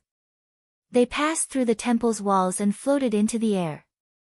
If someone took a closer look, they would realize that these specks of light that contained a powerful magic that passed through the temple floated above the Uruk. This was indeed the case. In the next second, a light film suddenly appeared above the Uruk and enveloped the entire Uruk in the form of a protective shield. The moment the Uruk was enveloped by the light film, a large number of specks of light scattered everywhere in the Uruk like phosphor powder. The monsters and Kururu in the light film all exploded and died the moment they came into contact with the phosphor powder. However, the humans were not affected at all. Roar! A dragon's roar came from the sky, and the shadow of a huge dragon appeared on the light film. It was Wuming's dragon-shaped shadow. It's Hyunryong Sama. Hyunryong Sama has blessed us. Hyunryong Sama. Thank you, Hyunryong Sama. For a moment, the Uruk citizens knelt on the ground and prayed to the shadow on the light film in the sky. In the central tower of the Uruk, Gilgamesh, who saw this scene, was relieved. Well done. As expected of you, Hyunryong, Gilgamesh praised Wuming without hesitation. As for Wuming's seat, he used a teleport portal next to King's seat. However, Wuming did not have the slightest bit of pride. Instead, he shook his head. I prepared it just in case. I hope that I will never have to use it. After all, if he did not use it, it meant that the Uruk was fine. If he used it, it meant that the Uruk was threatened. Wuming hoped that the latter would not come. However, things did not go as he wished. Wuming had no choice but to use the noble phantasm. At that moment, Gilgamesh no longer commented on this matter. Instead, he changed the topic.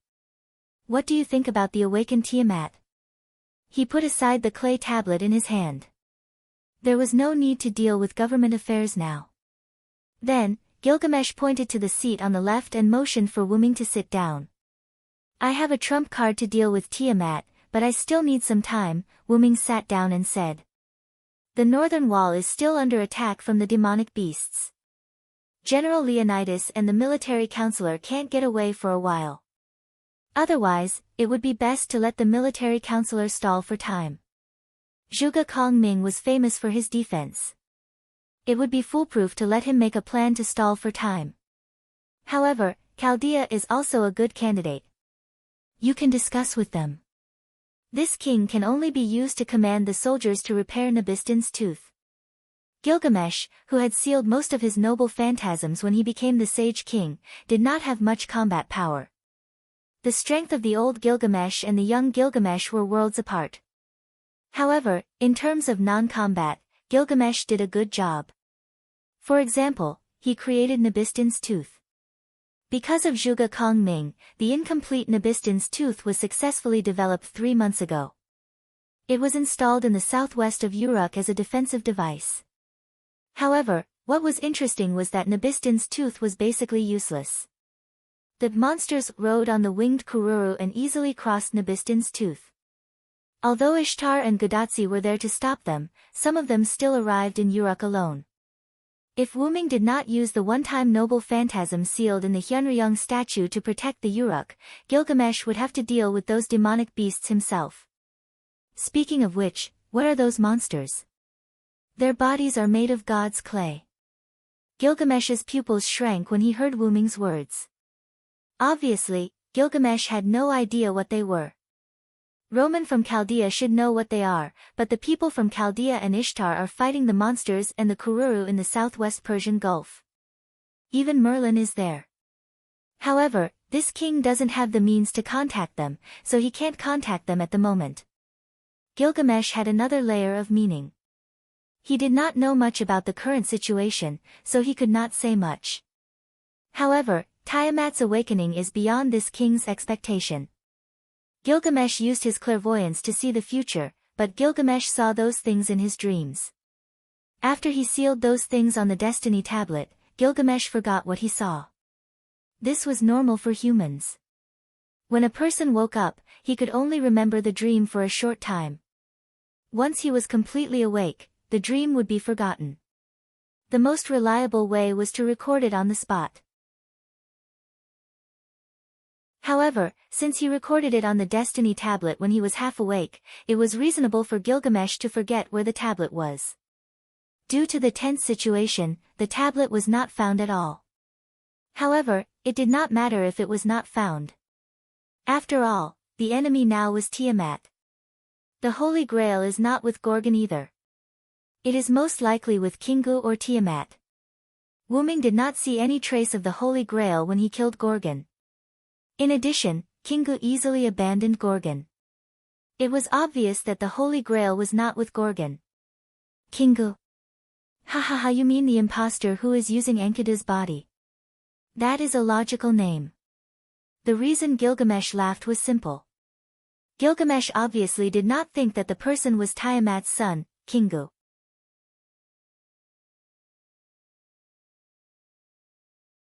Chapter 996. If it was an ancient god like Kingu, there was no need for him to take over Enkidu's body. This would lower his own status, so that Kingu must be an impostor as well. But Kingu was Tiamat's son, which was quite fitting for the impostor Enkidu. Speaking of which, Merlin told me something through the stone tablet. Oh, Gilgamesh showed an interested expression. It was obvious that Merlin was also hiding something from Gilgamesh. Merlin cast an illusion on Tiamat when he was in the Utopia, and kept Tiamat in a state of deep sleep, which led to Gorgon's appearance. Wyrm told Gilgamesh about the letter Merlin wrote that he obtained from Anna. Kingu used the Holy Grail to connect Tiamat's 100-beast embryo authority to Gorgon's body, so that Gorgon could use the 100-beast embryo authority that was still in Tiamat's body, and through Gorgon's death, he could affect Tiamat and cause her to wake up from the illusion. For the record, this was something that Merlin discovered later. When Wyrm used force to injure Tiamat's transformed Gorgon and caused Gorgon to return to normal, Tiamat woke up for a short while, but she immediately fell into a deep sleep. But even though it was only for a short while, it still caused serious injuries to Merlin. But because Tiamat did not wake up, Merlin did not suffer any fatal injuries. Oh. In other words, Gorgon's exit caused Tiamat to wake up. Gilgamesh did not blame Wyrm. After all, Gorgon was an existence that had to be defeated, and Tiamat waking up was just a matter of time. Actually, I had a rough guess. I wanted to keep Gorgon and wait until I had prepared my trump card before attacking Gorgon, but Gorgon's state was really strange. I was afraid that something would happen if I delayed it too long, so I let Gorgon leave. Gilgamesh nodded and did not blame Wyrm. In addition to Gorgon's mental state being abnormal, there was another important reason. Gorgon had already fought his way to the north wall, and Gorgon couldn't possibly break through the wall. Furthermore, knowing that the enemy was goddess Tiamat was not without its benefits. At the very least, he knew that defeating goddess Tiamat would save the singularity. By the way, is Siduri still with the feathered serpent god? Gilgamesh suddenly asked. Wyrm could not help but look at Gilgamesh. Why would he ask about Siduri at a time like this? This was obviously a personal matter, and it was unlikely that Gilgamesh would ask about it. But Wyrm thought of Gilgamesh's clairvoyance. If Wyrm did not arrive in time, Siduri would have undoubtedly been killed and assimilated into the monster. Wyrm happened to see the monster being born from the body of the killed villager when he arrived, and he had to admit that it was quite disgusting, both psychologically and physically. Gilgamesh probably saw something bad in the future. But, it was scary, but not dangerous. Wyrm smiled faintly. With Wyrm, an existence that did not belong to this world, any fate that was linked to Wyrm would deviate from its fixed path. That was certain. Although his expression did not change, Gilgamesh clearly sighed in relief. Familiar with Gilgamesh, he could see that. But before Wyrm could show an expression of ridicule, Gilgamesh immediately spoke. The Uruk is protected by this king and your power. You should go and support Chaldea and Ishtar. They are the main fighting force at the moment. Gilgamesh waved his hand, and the seat under Wyrm shattered. Without another word, he chased Wyrm out. After all, the king also cared about his reputation. How could he let Wyrm laugh at him? It's still swift and fierce, Wyrm said softly as he walked out of the divine tower. Looking at the canopy that shrouded the entire Uruk, as well as the sporadic magic beasts and monsters that could not enter the canopy, Wyrm finally felt relieved. At least the Uruk was safe. Wyrm leaped and flew directly into the sky. He penetrated the protective light film and killed the few kururu and monsters along the way. Then, he flew in the direction of the Persian Gulf. Gilgamesh, who was at the top of the divine tower, looked at Wyrm through the open window with his sharp eyes. He picked up the clay tablet at the side again. Being calm in the face of change was also the way of a king. In the direction of the Persian Gulf, Wyrm would kill kururu and monsters whenever he encountered them. Wyrm, who had almost unlimited magic power, was not someone these things could stop. Soon, Wyrm flew to a position close to the Persian Gulf. However, Wyrm frowned. Although it was not obvious, Wyrm could see that the sea level was rising. Not only that, but the ground was almost full of the figures of those monsters. They were densely packed, like bees crowded in a hive. Most of the monsters were moving toward the Uruk, and a small number of them scattered in all directions. It seemed that these monsters knew how to kill. But unfortunately, except for Uruk and Erech Metropolis, the people of other cities had already taken refuge in the Uruk half a year ago. It could be said that if it were not for the Quetzalcoatl, the people of Uruk and Erech Metropolis would also have gone to the Uruk. However, it was precisely because the people of these two cities did not go to the Uruk that the burden on the Uruk was reduced, which could be regarded as a pleasant surprise. Even if these monsters did not go to the Uruk, they could only go to Erech Metropolis and Uruk. At the moment, those two cities were protected by Funbaba, Leopard Man, Anna, and the missing Gadatsi and others. In all likelihood, they went to the Quetzalcoatl's territory. Wyrm did not have to worry at all. Looking into the distance, Wyrm found that the distant sky was covered by dark clouds. For some reason, he could not see the situation on the sea clearly. He could only see some monsters floating on the sea. Wyrm saw them very clearly, but these monsters were motionless as if they were in an incubator. Sure enough, they climbed up from the sea. These monsters were related to Tiamat, and Tiamat was in the Persian Gulf, so it was not surprising that these monsters climbed up from the Persian Gulf. Compared to the monsters on the ground and in the sea, the number of winged mermaids in the sky was not many. No, it was not that there were not many, but these magical beasts had become breeding grounds for the monsters. One after another, Kururu flew to the ground, allowing the monsters to kill them. Then, a new monster was born from the body of the killed Kururu.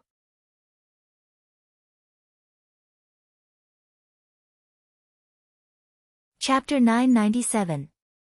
Perhaps it was because they had absorbed Kururu, these monsters were taller than the other monsters that came ashore from the sea. Their bodies were bigger too.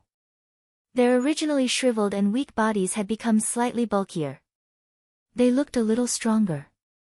However, Wyrm wasn't here to see the demons and monsters.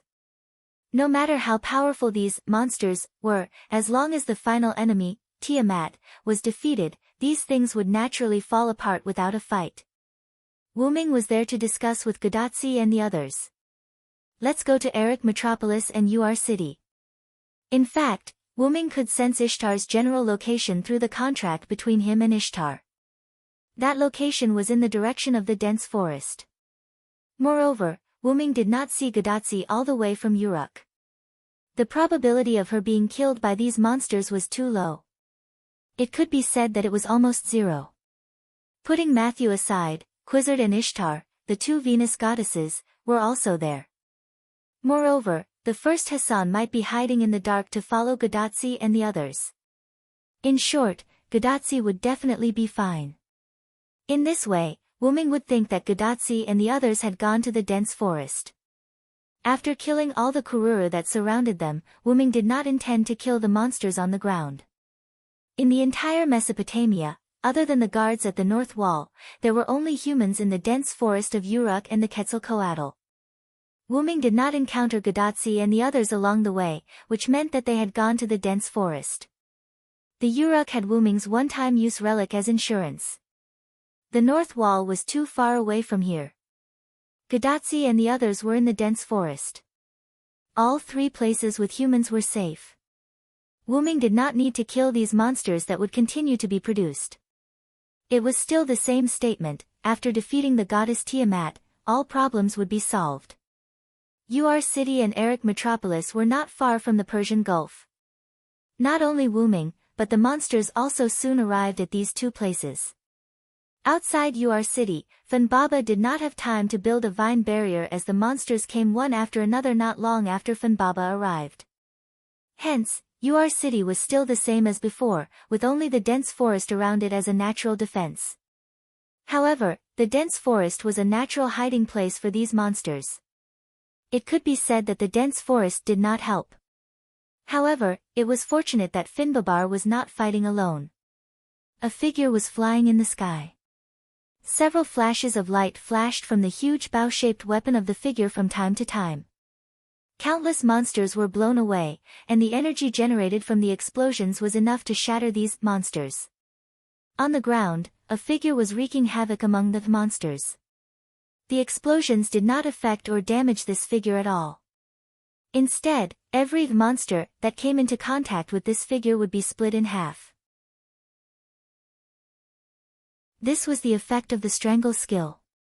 These two figures were Ishtar and Quetzalcoatl, the two goddesses of Venus. On the other hand, Gadotsi and Matthew gathered the people in Ur City and gathered them in a house that occupied a relatively large area. "Quick, everyone, come here." Funbaba took the opportunity to summon vines outside the house to surround it. Considering that the limbs of the monsters were quite sharp, Funbaba's vine barrier, whether it was in Eric Metropolis or here, was thicker and could automatically regenerate. It did seem powerful and effective, but it also meant that Funbaba had to spend a lot more mana, energy, and time to use it. And because the monsters were approaching, Gadotsi and Matthew kept gathering the people here. They wanted to let the people gather in one house first. After all, building a vine barrier around this big house was much easier than building one around the entire Ur city. Fortunately, Ishtar and Quizzard were helping to deal with the monsters, so Funbaba had time to build the vine barrier. But probably because the humans discovered signal was sent to the group, the number of monsters increased, and Ishtar and Quizzard gradually found it difficult to deal with them. Unable to focus on Funbaba, Gadotsi, and the people behind them, the two of them had to concentrate on fighting the monsters. And because of this, the two cunning people accidentally exposed a few of the monsters, and allowed them to rush to the house that had not yet been fully built. KLS. KLS. KLS. KLS. The monsters rushed toward Gadotsi with an incomprehensible voice. Matthew dashed behind Gadotsi. "Senpai, please be careful." Matthew blocked the monster, and looked at Gadotsi worriedly. Gadotsi did not care about his words of comfort because she saw a few more monsters running to the front of the house. If the monsters were to enter, it would be terrible. Matthew. However, Matthew was already having a hard time dealing with one monster, so he did not have time to deal with the other monsters. "Funbaba, please." Gadotsi had no choice but to ask Funbaba for help. However, Funbaba was minding his own business and ignored Gadotsi. At this moment, a figure rushed out of the house. It was the winner from before. He held a wooden stick in his hand and rushed to the monster, under the surprised gazes of the other residents. It seemed that he wanted to stop it. Even if the price was death. "Be careful." Gadotsi could not help but shout. However, in the next second, the wooden stick of the winner was cut off by the monster, and its blade-like forelimbs slashed across the winner. However, under the shocked expressions of everyone, including Ishtar and Quizzard, the monster turned its head in puzzlement. In the next second, the golden chain passed through the monster's head, and the monster turned into ashes. Walalalo dash. Poochie, Poochie, Poochie. The monsters that crossed the line of defense of the two Venus goddesses were all killed by the chains that penetrated their brains and turned into ashes. The one Matthew dealt with was no exception. Could it be Kingu? Matthew immediately guarded Gadotsi. Kingu had just reported his identity near the Persian Gulf, and Kingu's fighting style was very similar to this scene. It was inevitable that Matthew would be mistaken. Clang, the broken wooden stick fell to the ground, and the smooth cut meant that the monster's forelimbs were sharper than expected. Xian. Lord Hyunryong, the winner, slumped to the ground as if he had just survived a disaster. He muttered with excitement and gratitude. In the next second, Wuming descended from the sky and landed in front of the winner.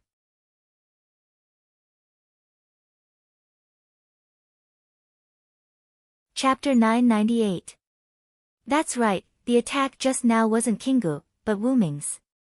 Seeing Wuming's arrival, Ishtar and Quizzard were relieved and no longer paid attention to them. Instead, they focused on dealing with the monsters. Even if there was something missing, Wyrm would cover it up, so they didn't have to worry about it at all. On the other side, the winner touched his body with lingering fear. He clearly remembered that the monster just split him open. As expected of Hyunryong, the use of space magic is superb. The device on Godatsu's wrist issued Roman's exclamation. Space magic? Godatsu was puzzled. Senpai, it's actually like this. After all, Matthew was a servant. He saw the scene that just happened, so he simply explained it to Godatsu. When Rama's attack slashed down, Matthew saw a very thin space crack appeared in front of the winner. The size was just enough to accommodate Rama's attack. When Rama passed by the winner, it actually entered another space, so the winner naturally had nothing to do with it. So that's how it is, I didn't see it. Sure enough, assassin is very reliable. Godatsu smiled foolishly, which made Matthew didn't know how to complain. On Wyrm's side, he heard the conversation between Godatsu and others, but he didn't interrupt Wyrm. Indeed, as Roman and Matthew said, Wyrm used the so-called space magic, the portal to help the winner block the attack. Looking at the winner sitting on the ground, Wyrm spoke. There are many ways to atone for your sins. Death is just an escape. You won't feel at ease in the underworld. Senpai. Hyunryong-sama. I'm sorry. The winner lowered his head guiltily. You're not only carrying your own life, but also that person's life. This is the life of two people. Live well. He patted the winner on the shoulder, and then left the winner sitting on the ground with a thoughtful look. Wyrm walked toward Godatsu while looking at Funbaba. Funbaba, go and help Ishtar and Quizzard. Woo-woo, Funbaba immediately joined the battlefield. Assassin? Godatsu waved her hand and ran toward Wyrm. But then, Godatsu showed a dissatisfied look. Why won't Funbaba listen to me? Wyrm couldn't help but laugh when he heard Godatsu's question. In fact, Funbaba didn't make a move because of Wyrm's order. Wyrm wanted to see how determined the winner was. Although his body was trembling, he had the determination to face death. Since that was the case, carrying the lives of two people was what he should do now. Probably because he saw me coming. Wyrm said perfunctorily. Wyrm glanced at the crowd and didn't see Merlin. He couldn't help but ask Godatsu. Where did Merlin go? Could it be that he died because of goddess Tiamat? Merlin said in the letter that he would be fine, but now that he couldn't see Merlin, Wyrm thought that Merlin died. Mr. Merlin went to Eric Metropolis. He said that Ishtar, Quizzard, and Funbaba are here, so he didn't have to worry, so he went to Eric Metropolis alone. Although that was what she said, the worry between Godatsu's eyebrows wasn't fake. Merlin was injured because of Tiamat before, and Ramu's figure was everywhere in the forest. It would be a lie to say that she wasn't worried. However, Merlin insisted on going. Godatsu and the others couldn't persuade him, so they could only compromise. Merlin probably had his own thoughts. After all, it wasn't only the Tablet of Destiny that had prophecies. With this thought in mind, Wyrm didn't continue the topic. By the way, we can't stay here anymore. We have to move these people to Uruk. Wyrm pointed to the citizens who were hiding in the house behind him and didn't dare to come out. Why? Godatsu and Matthew were puzzled. As long as Funbaba built the vine barrier, the Ramu would no longer be a problem. The sea level in the Persian Gulf is continuing to rise.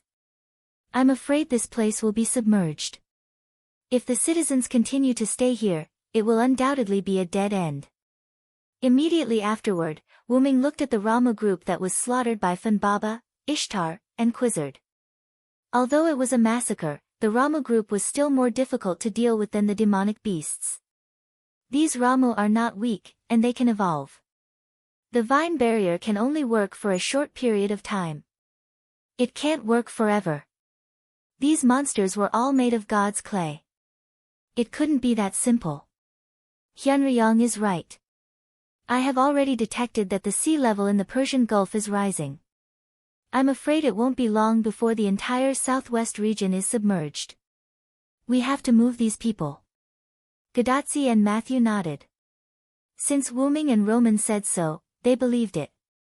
But we don't have a means of transportation, and Quizzard doesn't have many pterodactyls. There's no way to move so many citizens to Uruk. Gadazi sighed. If Uruk was submerged, then Erech Metropolis would undoubtedly be submerged as well. The combined population of the two cities was already more than 1,000. It was really difficult to deal with. Indeed, whether it's the distance between Uruk and Uruk or the population of the two cities, it's quite unfavorable for this transfer. Roman and Chaldea kept typing on the keyboard, calculating various solutions. However, Leonardo da Vinci suddenly said, "Why don't we just leave it to the Villo?" Roman was stunned. Gadazi and Matthew were stunned for a moment, then looked at Wyrm. Wyrm didn't know what to say. Since I'm the one who raised the problem, I'll naturally solve it. I'll use the portal to send all of them to Uruk. You don't have to worry. As expected, Assassin is the most reliable. Gadazi smiled. Speaking of which, who gave them the name Ramu? Wyrm suddenly asked. It's me. Dr. Roman said weakly. After all, Ramu was a mythical existence in Mesopotamia. Wyrm, as a Hyunryong, was mysterious. Roman was afraid that this name had something to do with Wyrm. However, because in this singularity, only the demon beast Ramu did not appear in the 11 sons of Tiamat, Roman arbitrarily named these monsters Ramu. Don't be nervous, I'm just asking. Although it was just asking, Wyrm was still quite concerned. In other words, it was impossible not to be concerned.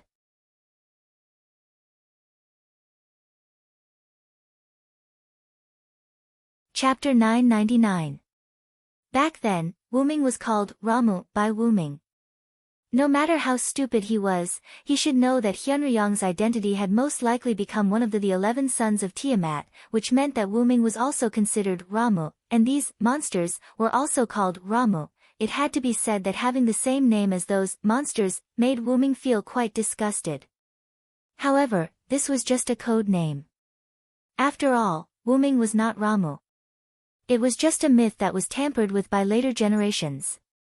In addition, Wyrm gave all the divinity that belonged to Hyunryong to Ereshkigal, so Hyunryong identity could be said to be half-crippled. Therefore, Wyrm shook his head and stopped thinking about these things. It's always convenient to have a code name. By the way, did you meet Kingu? Do you know where it is now? Just now, the fake Enkidu who claimed to be Kingu ambushed us when we rushed to the Persian Gulf to support Miss Ishtar. However, Miss Quizzard took advantage of the abnormality and defeated the other party. After that, we rushed over because we were worried about the situation in the jungle. In other words, they did not know. However, Wyrm speculated that Kingu was most likely still in the Persian Gulf. With the abnormality and injury, as well as the appearance of Tiamat, it was impossible for Kingu to go anywhere else. Then, Wyrm spoke to Roman in Chaldea. Roman, send me all the information about the enemy at this singularity. Wyrm reached out and tapped on the communicator on Gadazi's wrist. Although it was a request, when Wyrm touched the communicator, Chaldea's data was lost. Hey. Roman's panicked voice was heard. Roman was shocked. Wyrm used an unknown method to hack into Chaldea through Gadazi's terminal and directly copied the information about the seventh singularity from Chaldea's database.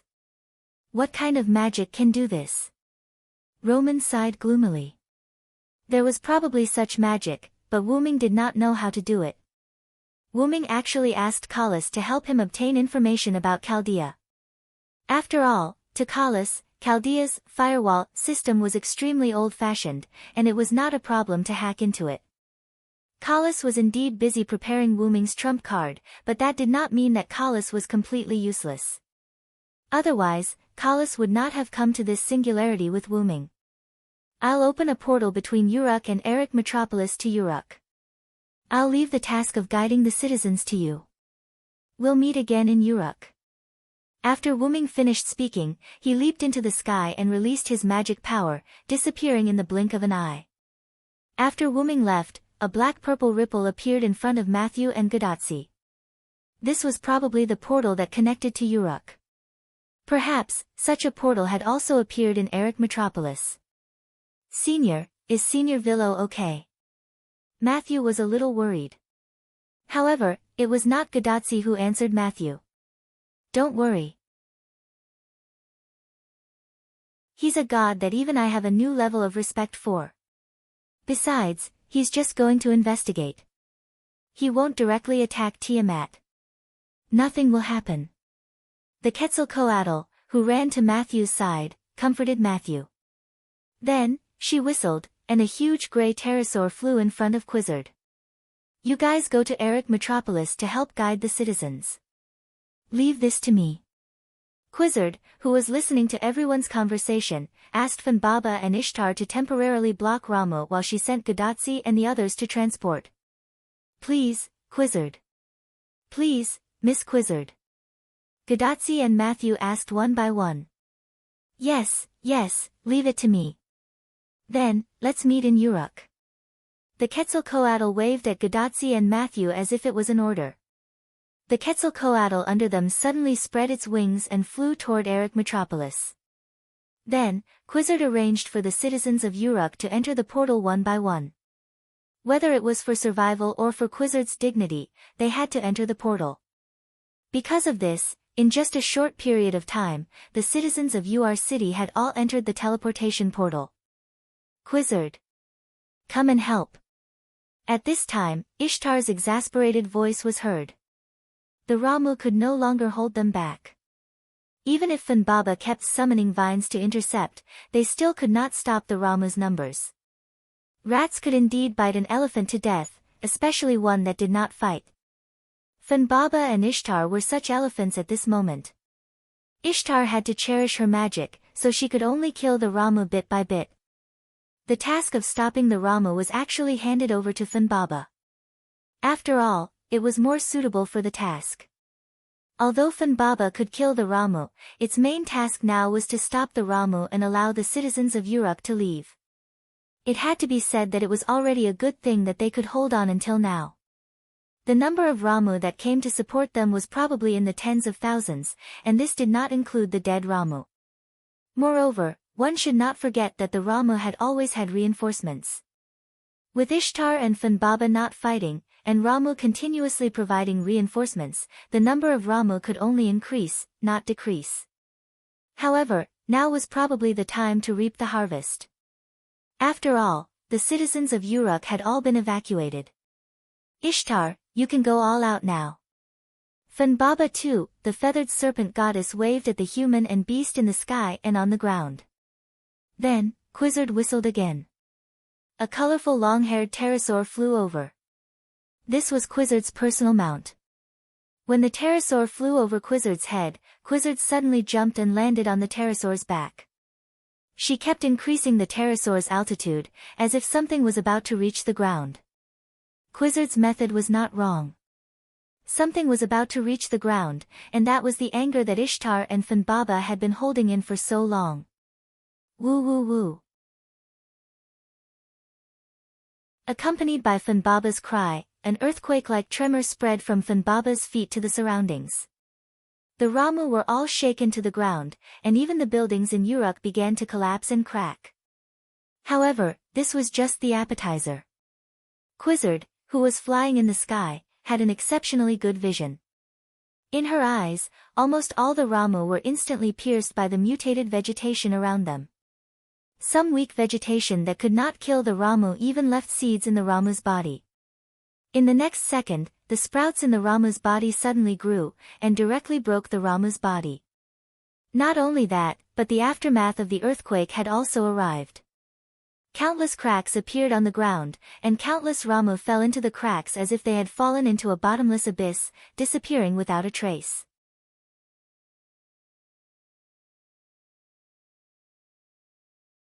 Chapter 1000. Woo woo woo. Funbaba roared a few more times, and the cracked ground suddenly healed. There were no traces of cracks at all, and even the vegetation on the ground was intact. The buildings in Ur City were restored to their original state, and some were even decorated with vines and flowers. It looked like a good place to live. Funbaba was a mythical beast that was even more powerful than the sky bull Gujulan. It could easily change the terrain with just a wave of its hand. Moreover, Funbaba could even restore the changed terrain to its original state. This highlighted how powerful Funbaba was. The Ramu who were at the back of the forest were at a loss. How did the enemy suddenly become so powerful? Wouldn't it consume a lot of magic to change the terrain like this? Wasn't there enough magic? However, Funbaba didn't lack magic at all, and it didn't consume much magic to control the mutation of the plants and the cracking of the earth. These could be said to be its innate ability. It had the powerful ability to change the terrain with just a wave of its hand. Even if the area was so large, it still didn't consume much of its magic. I underestimated Funbaba, Quizzard said thoughtfully. While Quizzard was thinking, the attack on Ramu didn't end. Then, a golden star suddenly shone in the sky. In the next second, the golden star landed on the Ramu who weren't affected by the attack. In an instant, the whole ground shook again, and the light covered everything.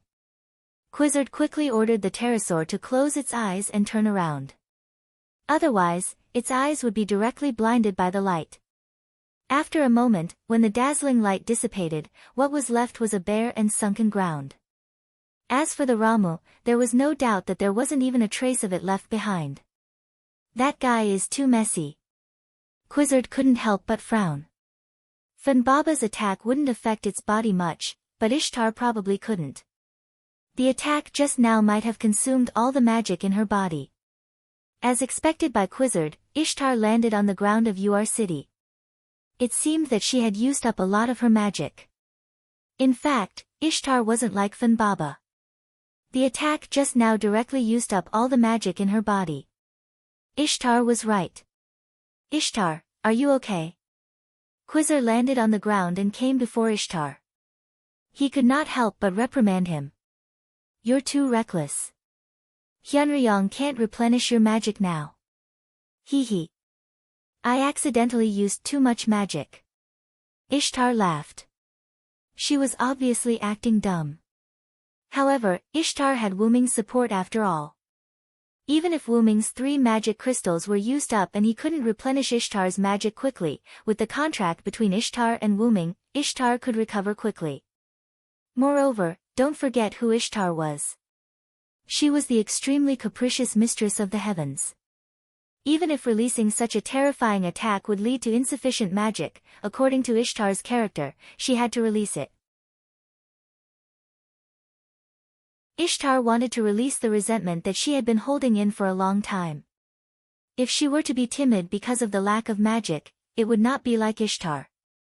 Quizzard also understood Ishtar's temper. In addition, Ishtar and Wuming's contract could indeed help Ishtar recover her magic quickly.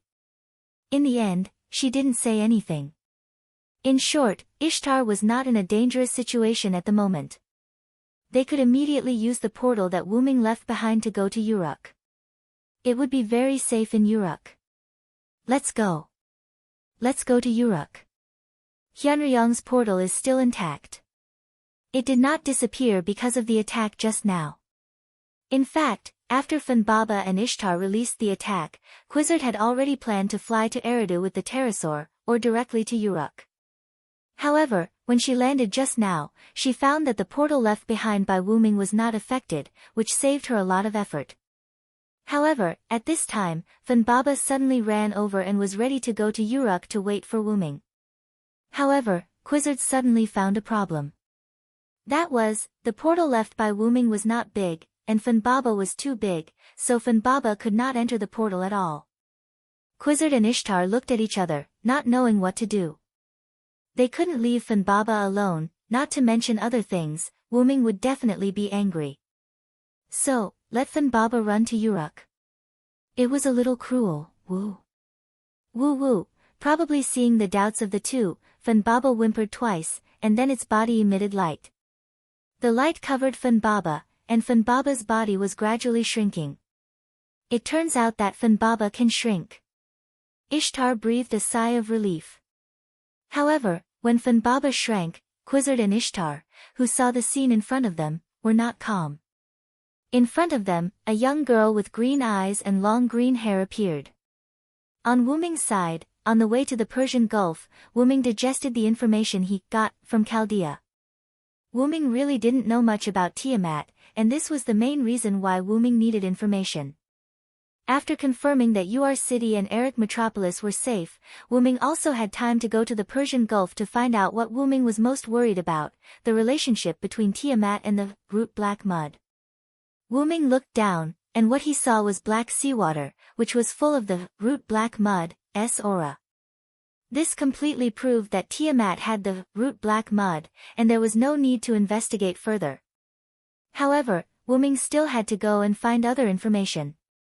Moreover, Wuming still had to find Kingu. After all, the Holy Grail that Wuming asked Kingu to keep on his behalf was still missing.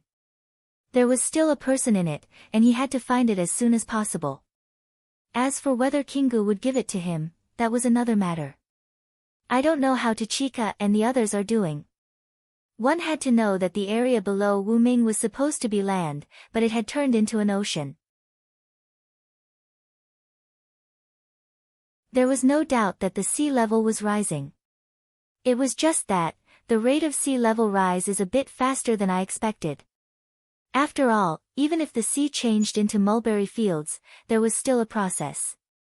Who would have thought that after a while, the land near the Persian Gulf would be submerged?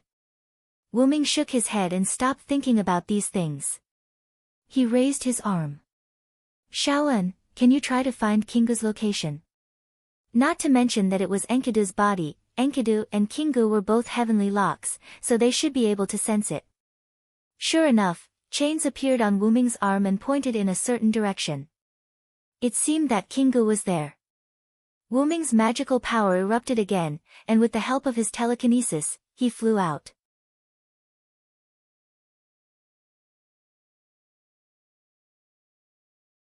Chapter 1001.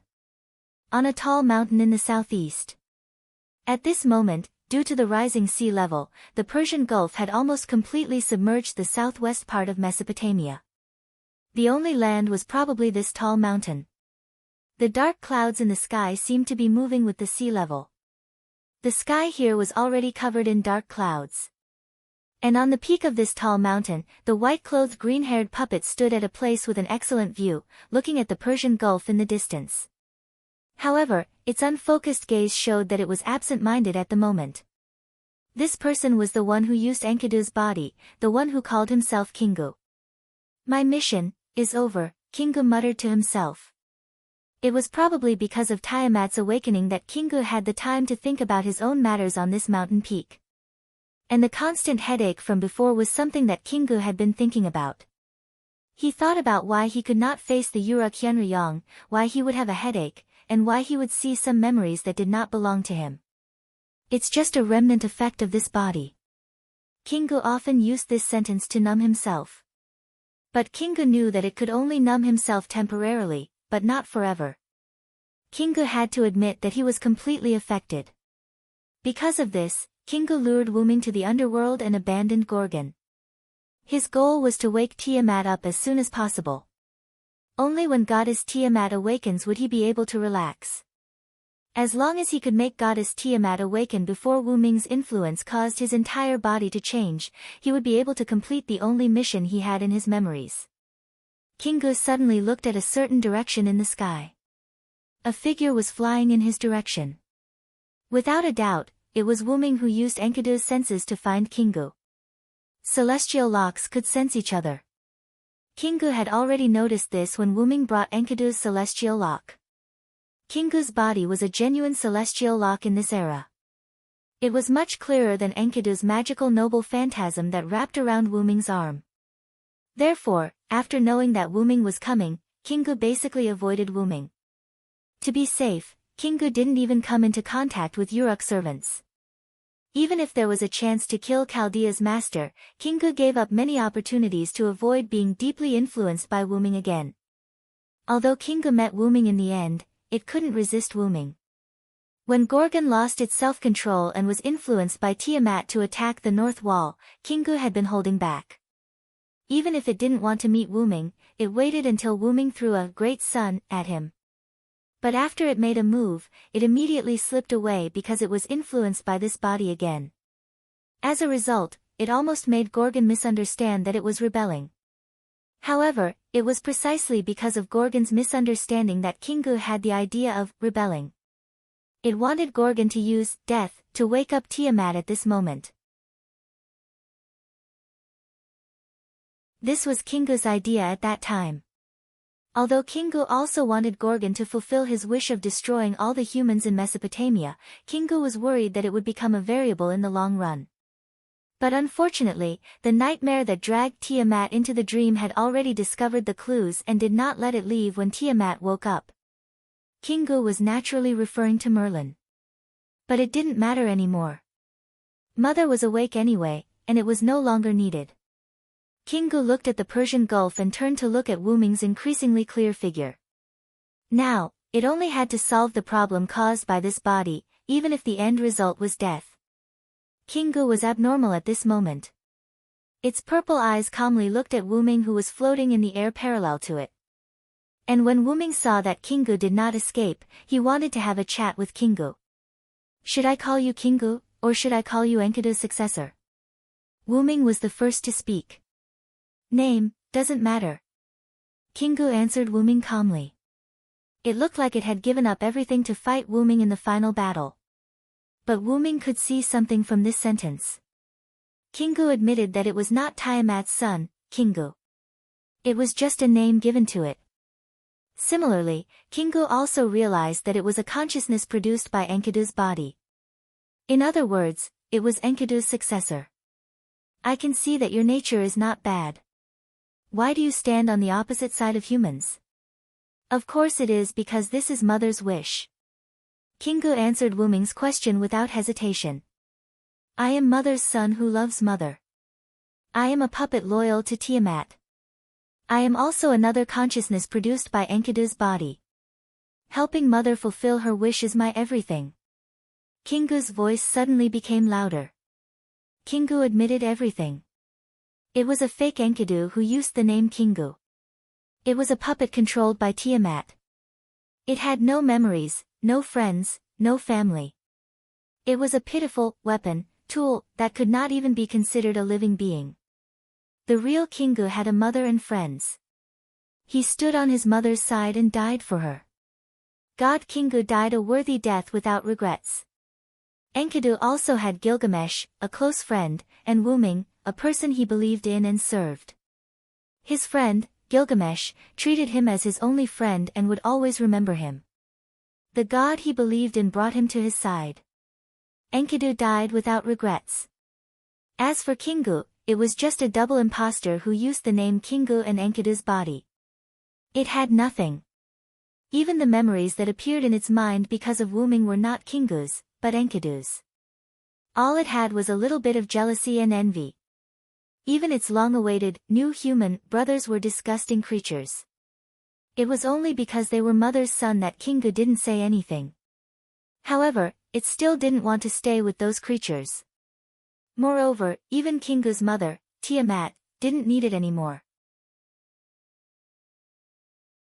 This was because Kingu had given his heart, the holy grail that disturbed the singularity, to Tiamat.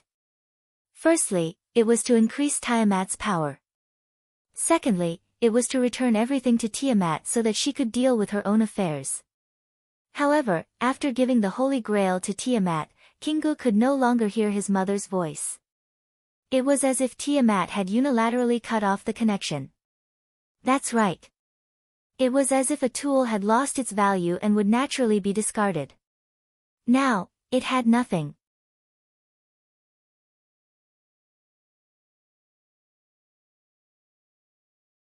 Chapter 1002.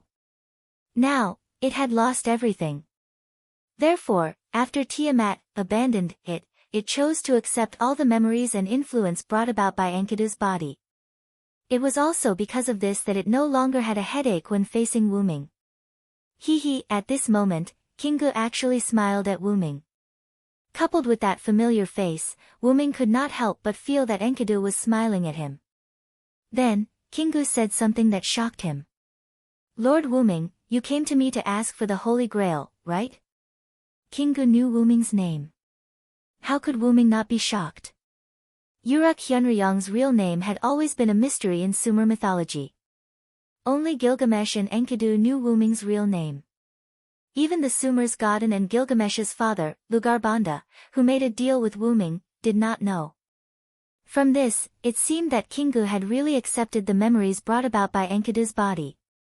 Although he did not know if it was all or part of the memories, Wuming knew that it was no longer just Kingu, but a Kingu mixed with Enkidu's memories. It was no longer just Kingu. Then, without waiting for Wuming to recover from his shock, Kingu spoke again. The Magic King's Holy Grail is my heart. I have already returned the Holy Grail to Mother. The heart was given to someone else, but Kingu was still alive. There was no doubt that it had found a replacement for the heart. It was obvious that it was the Holy Grail that Wuming had asked Kingu to protect before leaving. Wuming couldn't help but frown. Wuming could not possibly dig out Kingu's heart, could he? Besides, Kingu already had Enkidu's memories, so it could be considered half an Enkidu or a successor to Enkidu. Furthermore, it seemed like Kingu did not intend to become enemies with Wuming anymore. Wuming could not dig out its heart no matter what. Since that's the case, I'll leave the Holy Grail with you for now. I'll take it out when I find something to replace your heart. Then, Wuming waved his hand, and Enkidu's heavenly lock flew towards Kingu. But just to be safe, I can't let you act alone. Who knew what Kingu would do next? Tiamat was its mother, and it had become its obsession. If something bad happened, Wuming would have no one to cry to, so it was better to keep it by its side. Even to an impostor like me, you're still as gentle as ever, Sir Wuming. Kingu smiled, but its heart was in pain. The nicer Wuming was to it, the more upset it felt. Just as the heavenly lock was about to touch Kingu, Kingu suddenly raised its hand and condensed magical power into a hand knife, as if it was resisting. This was within Wuming's expectations. However, in the next second, Kingu's action made Wuming's pupils dilate. Puchi! Kingu stabbed its hand knife into its own chest, and blood splattered everywhere. Wuming. Sir, although I don't have the right to say this, but, you and my mother are my everything. I've already repaid what I owe to my mother. Now, it's time for me to return to you what I owe you. In the next second, Kingu dug out its heart. Along with the scarlet blood, a pure golden holy grail appeared in Kingu's hand.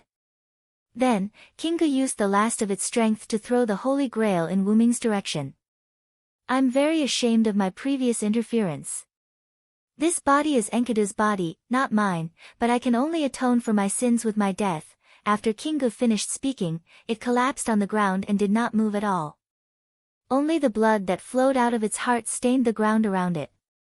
In the end, Jingu's purple eyes, which seemed to be satisfied, slowly closed. Wuming subconsciously used the Holy Grail to look at Kingu lying in a pool of blood without saying anything. He just looked at it quietly. Kingu had already decided to die. Although it could still be saved, Wuming did not have the right to interfere, because that was the choice made by the consciousness of Enkidu's body. Wuming respected Enkidu. It's probably because your memories have affected it too deeply, Wuming said to Enkidu's heavenly lock as if they were chatting. Heavenly lock, which had already returned to Wuming's side, wrapped around Wuming's body and rubbed Wuming's face to show its approval. Enkidu himself knew how heavy his feelings for Wuming were.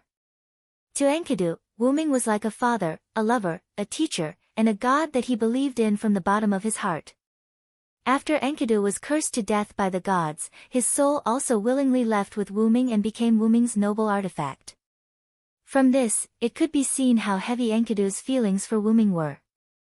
Through the restraining force, this emotion had become something shared by every parallel world's Enkidu, and the Enkidu of this singularity was no exception. The heavy feelings turned into memories and stayed in Enkidu's body for a long time after his death. Wuming was the primer that opened up these memories. After Kingu saw Wuming, the memories that had been gathered in his body for a long time surged into his heart and turned into feelings. They fought with his thoughts of Tiamat, causing Kingu to have a headache. However, Kingu was just another consciousness that was born in Enkidu's body. How could a piece of white paper that was only stained with a little red resist the assimilation of a piece of paper that was stained with different colors?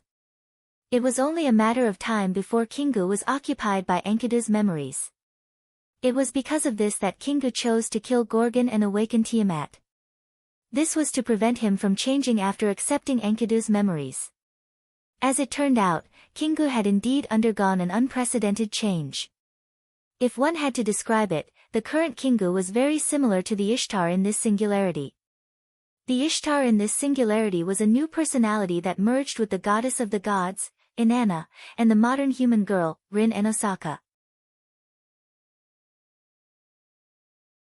It was just that the personality of a god was the main part, and the personality of a human was the secondary part. But even so, this was still a new personality that was different from the gods Inanna and the human Rin and Osaka's new personality. The current Kingu was a new personality that merged with Enkidu's memories, and the consciousness of Kingu formed in this singularity. The new personality not only had love for Tiamat, but also had feelings for Wuming. Because Enkidu's memories had a huge impact on Kingu, the new personality's feelings for Wuming took up most of the time, and its love for Tiamat took up a small part. Furthermore, Kingu thought that Tiamat had unilaterally given up on him, so the only thing left in his mind was his feelings for Wuming, or rather, his guilt.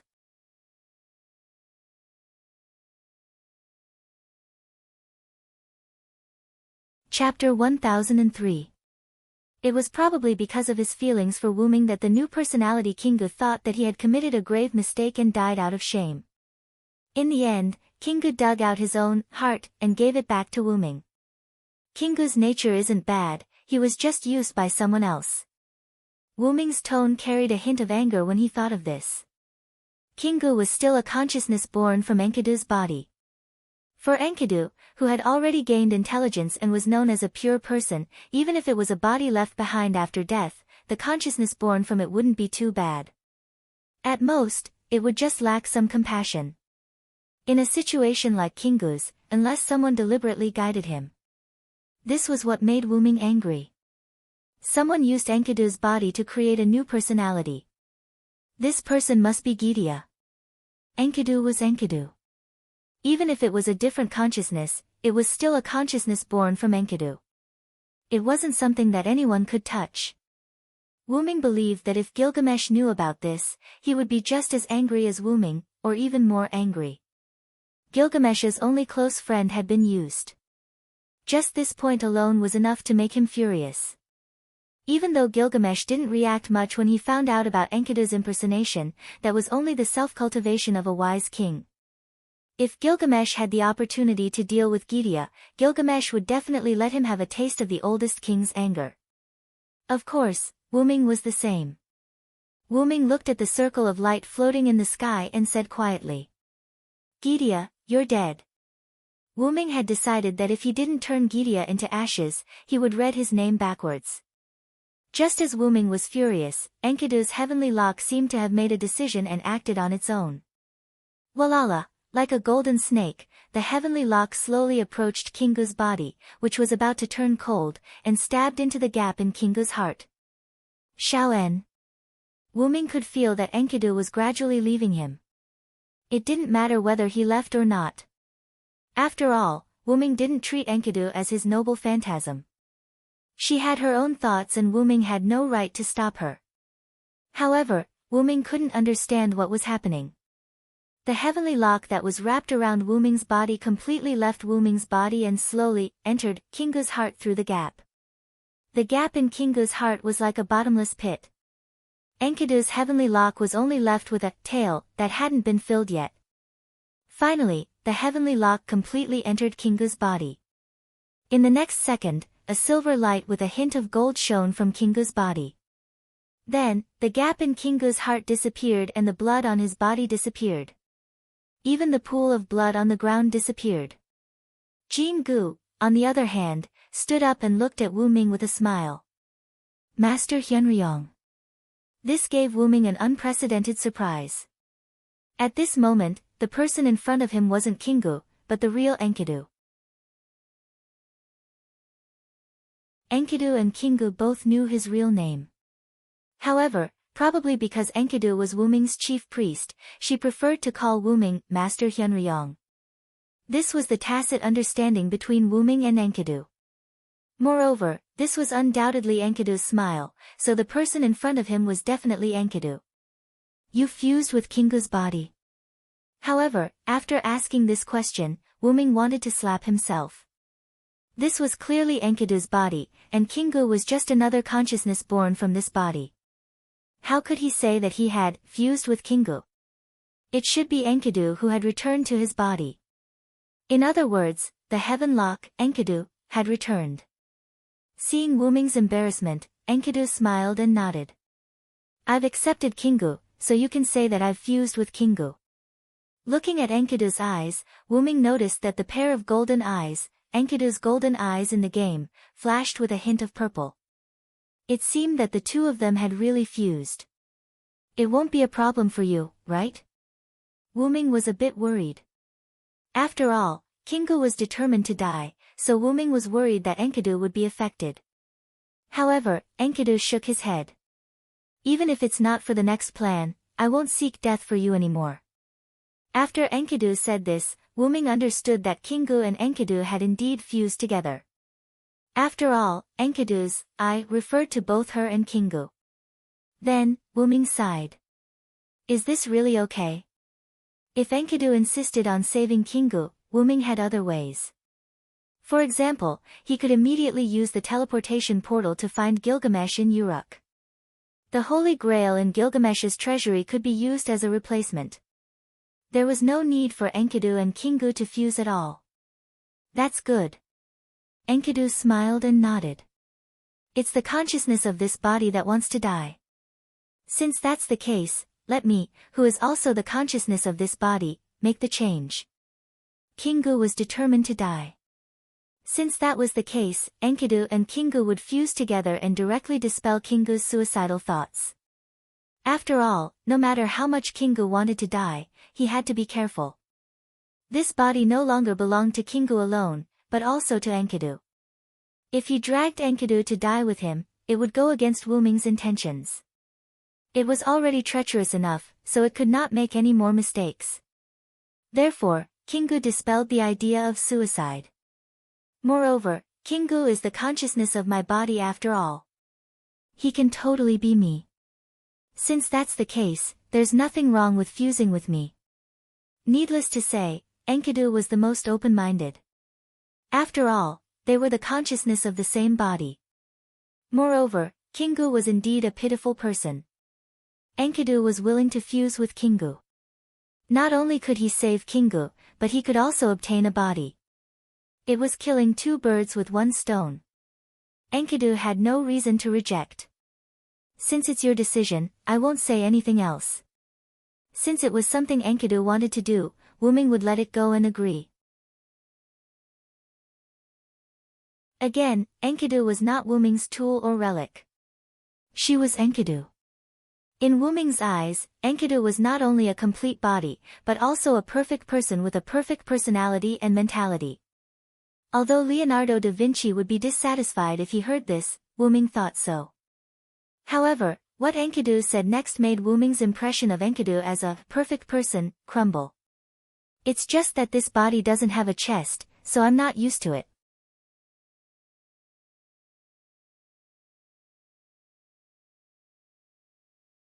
Chapter 1004. After saying that, Enkidu subconsciously touched his chest. It was flat. At the same time, a hint of regret appeared on Enkidu's face. Wu Ming did not know what to say. Indeed, when Enkidu was by Wu Ming's side, he was influenced by Wu Ming and evolved into a girl's body. Enkidu also gradually got used to being a girl.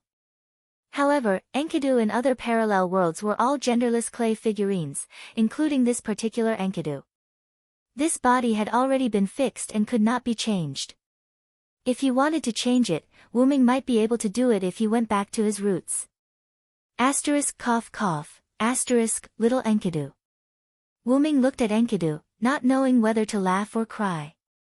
He almost got dragged into this mess by Enkidu. Enkidu saw Wyrm's embarrassed expression and smiled again. The angelic aura of a girl appeared. It's fine, Lord Hyunryong. I can get used to this body. You don't have to worry about me. However, Wyrm was not worried. He just did not know what to say. However, Enkidu was giving Wyrm a way out. Wyrm would not refuse. However, Wyrm inexplicably felt that Enki had the potential to be a black-bellied person. He looked at Enkidu again.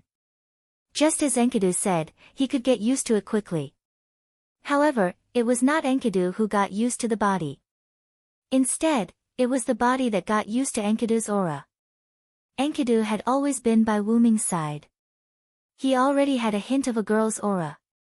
After fusing with Enkidu, this genderless clay figurine also produced a hint of a girl's aura. Did this mean that the body was getting used to Enkidu? Perhaps Gilgamesh would be stunned if he saw Enkidu like this. Wyrm could not help but think. While Wyrm was imagining Gilgamesh's expression, Enkidu, who had come to Wyrm's side, spoke. Lord Hyunryong, regarding mother, I have some countermeasures. A hint of seriousness appeared on Enki's face. Upon hearing this, Wyrm's eyes narrowed. Just as Enkidu had said, she definitely had a way to deal with Tiamat. After all, Kingu's consciousness also existed in this body. It was just that it had merged with Enkidu. Kingu was the one who possessed the Holy Grail and was the main culprit behind the chaos. It could be said that he was the one who understood Tiamat the most. Mother is a perfect being who was born without death. As the mother goddess of life, as long as there is life on the surface, she will not have the concept of death. Wyrm nodded. He was very clear on this point. God Tiamat was killed, and her body was used to create heaven and earth. This was only in name. Perhaps the gods wanted to erase the fact that God Tiamat was still alive, so they said that. Unfortunately, no matter how much the future humans believed that Tiamat was dead and separated into heaven and earth, Tiamat was still alive and well. This was because as long as there was life on the surface, just this point alone was sufficient to prove that Tiamat was still alive. This was a fundamental problem and could not be affected by the later generations' fabrications. Moreover, Magician was able to discover the truth behind Tiamat's unkillable existence. At the very least, Wyrm had obtained information about Tiamat from Chaldea's database. This was also one of the reasons why he supported Tiamat's survival. And the gods would not destroy all life on the surface just to kill Tiamat. Not to mention other things, she was still their mother. Because Tiamat could not be killed, the gods, who were helpless, chose to seal Tiamat and banish her to the void dimension. When Wyrm entered the mirror world to retrieve his class card, he had to pass through the void dimension. It was a world with nothing, not even heaven and earth. There was only busy darkness. And Tiamat had been in there for who knew how many years. Perhaps tens of thousands of years, perhaps hundreds of millions of years, or perhaps. It was an age that Wyrm could not understand. After all, who knew how long these gods had lived? If we want to destroy Mother, we need the help of someone who has mastered the ultimate of death. Although Enkidu's words were provocative, Wyrm did not have the time to complain. Instead, Wyrm's eyes lit up. Isn't this referring to the first Hassan? Seeing Wyrm's eyes light up, Enkidu smiled and nodded. That's right, it's that old man. Enkidu had never seen the first Hassan before, but she could tell from Wyrm's words when he examined Uxie-Mughal. There's one more thing, Lord Wyrm. If we can lure Mother to the underworld, our chances of success will be greater. Enkidu was hesitant when she said this. This was something that could not be helped. After all, it was extremely difficult to lure Tiamat to the underworld. Not to mention that the underworld had always been far away in the north because of the Stone Soldier 8 formations. Tiamat was not a fool. She would not enter that place so easily. Enkidu stopped talking, and Wuming fell into deep thought. Wuming was not thinking about anything else, but whether this plan would work. If it was just Tiamat alone, this plan would definitely work. Moreover, even without Wuming, the remaining people would be able to solve this crisis. Wuming suspected that the first Hassan from the previous singularity had given him face because he knew that this singularity needed him. If it was a coincidence, it would be too much of a coincidence. Wuming did not believe in fate, because Wuming himself was an existence that could disrupt fate. However, the premise was that Tiamat was still the original Tiamat. On the contrary, Tiamat somehow obtained the black origin soil. Even Wuming himself did not know what that thing was. He only knew that it was something that belonged to the origin, and it was a natural enemy of Wuming. Wuming was worried that Tiamat would change because of the black origin soil. No, it would definitely change. Aziz Dakaha in the box court world had undergone a huge change after being possessed by the black origin soil. Whether it was his body or his abilities, they were all different. Tiamat might change as well. Wuming took 2 steps toward the cliff next to him. He looked at the dark Persian Gulf, and then at the dense forest. The sea level had already risen above the dense forest. No, rather than saying that the sea level was rising, it was more like the black origin soil that filled the entire ocean was slowly submerging the land. As the black origin soil continued to spread, the dark clouds in the sky also moved little by little, as if reflecting the arrival of the apocalypse.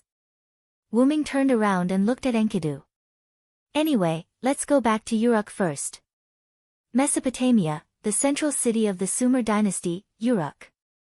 The originally lively Uruk was now quite crowded, not only because the citizens of Uruk and Erech metropolis had come to Uruk, but also because of the people resurrected by Ereshkigal and the soldiers on the north wall.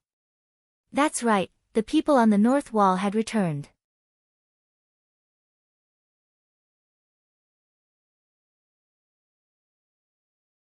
Chapter 1005. Yes, the people of the North Wall had returned. This was the order issued by Gilgamesh to return to the capital. The magical beasts that attacked the North Wall were killed by the Dinger. After the calculation, nearly half of the treasures in Gilgamesh's treasury were consumed.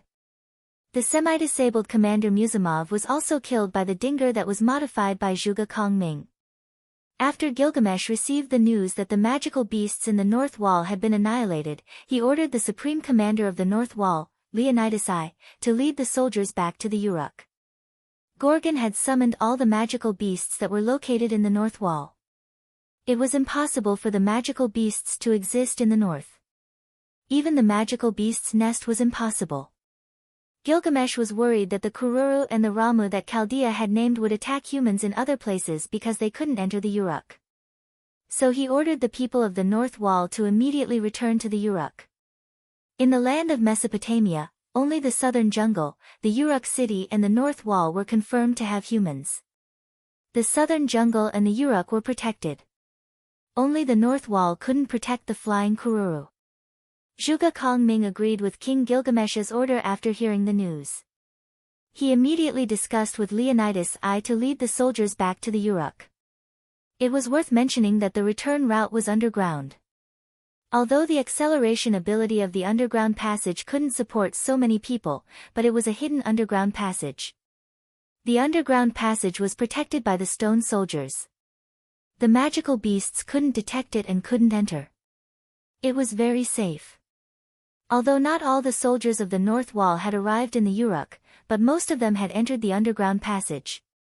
It was only a matter of time.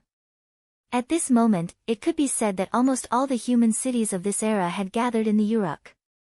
However, because of this, the Uruk was completely overcrowded.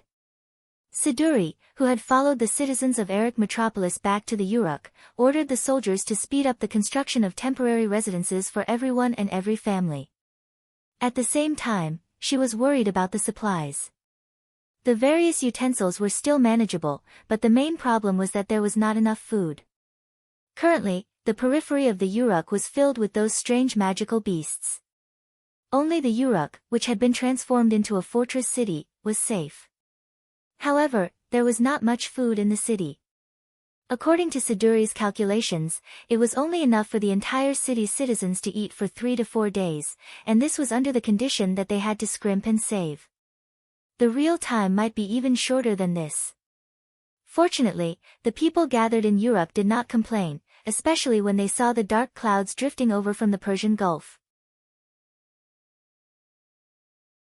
Or rather, the dark red ominous clouds. The citizens became even more united. The elderly were supported by the young people when they walked. People gave way to each other when they ate. There were also many people who invited people who didn't have a place to live to stay in their homes. In short, it was a scene of unity where everyone helped each other. Every time Siduri saw this scene, she would have a thought. This was probably the reason why the Uruk could last for half a year under the attack of the magical beasts. Siduri's adjutant, who was assisting her, would occasionally be stunned by the smile that came from Siduri's thought. The thin veil couldn't hide this overly sacred smile at all. But after this thought, Siduri's heart was filled with deep worry. After seeing the good side of people, she really didn't want to see the evil side of people. Siduri knew that now, everyone was living well. If 7 days later, when there was a lack of food, the evil in people's hearts would probably be drawn out. If an example had to be given, it would be like the 2 citizens of Uruk who were challenged by Ramu to a one-on-one duel. Both of them would try their best to kill each other for a slim chance of survival. This was also something that couldn't be helped. I hope that King Gilgamesh and Lord Hyunryong can solve this crisis as soon as possible. Looking at the direction of the God Tower, Siduri prayed. That's right, this was the reason why Gilgamesh didn't appear at this critical moment. He was in the God Tower discussing with Chaldea and the others. At the top of the Uruk God Tower, between the thrones. All the soldiers in the room had disappeared because they were all sent out by Gilgamesh to support Siduri's work. Only Gilgamesh and Chaldea's group, the gods that Wuming pulled into the group, and a little girl who looked like a young version of Enkidu running around with Fufu between the thrones were left in the room. This little girl was Funbaba, who returned to Uruk with Quizzard and Ishtar. Although everyone, including Gilgamesh, was surprised, the most important thing now was to discuss Tiamat. The issue of Funbaba was put at the back. At this moment, everyone was standing in the middle of the thrones, surrounding a virtual projection. A moving living factory, magic power enough to launch interstellar travel, a huge life source stored in the body, the God's Ark that humans will need hundreds of years to realize. Roman's voice was heard from the projection. This is Tiamat's true face. As his voice fell, Gadatsi and the others showed a melancholy expression. However, Gilgamesh did not buy it. You bastard! Are you on Tiamat's side? Why isn't there a strategy or two on it? Gilgamesh came to the front of the virtual projection with a slightly ferocious expression and yelled at Roman in Chaldea. Let me finish. Roman also had a rare temper. He actually stood up from his seat and retorted at Gilgamesh. It's Marduk's hand axe, right? At this moment, Merlin, who was at the side, spoke. Merlin's injuries because of Tiamat had almost recovered. Moreover, because he no longer needed to use magic power to put Tiamat into a deep sleep, Merlin had become a rare combatant, whether it was using the staff in his hand or a weapon like a sword. That's right, it's Marduk's hand axe. Roman nodded and sat down again. The god Marduk is the existence that killed Tiamat in the myths. His hand axe should be able to cause damage to Tiamat. This sentence came from Leonardo da Vinci, who was next to Roman in Chaldea. However, he only said, can cause damage, and did not say, can kill Tiamat. This meant that Leonardo da Vinci did not dare to jump to the conclusion that Marduk's hand axe could kill Tiamat. After all, although the myths said that Tiamat was killed, the facts proved that Tiamat was not dead at all. Otherwise, she would not have come out to wreak havoc in Mesopotamia. Therefore, it was uncertain whether Marduk's hand axe would be effective.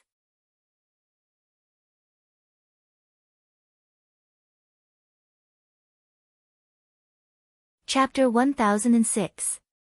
And there was an extremely important point. Because Tiamat's authority came to Erech Metropolis along with the sea level, we couldn't take Marduk's hand axe with us, Quizzard interjected.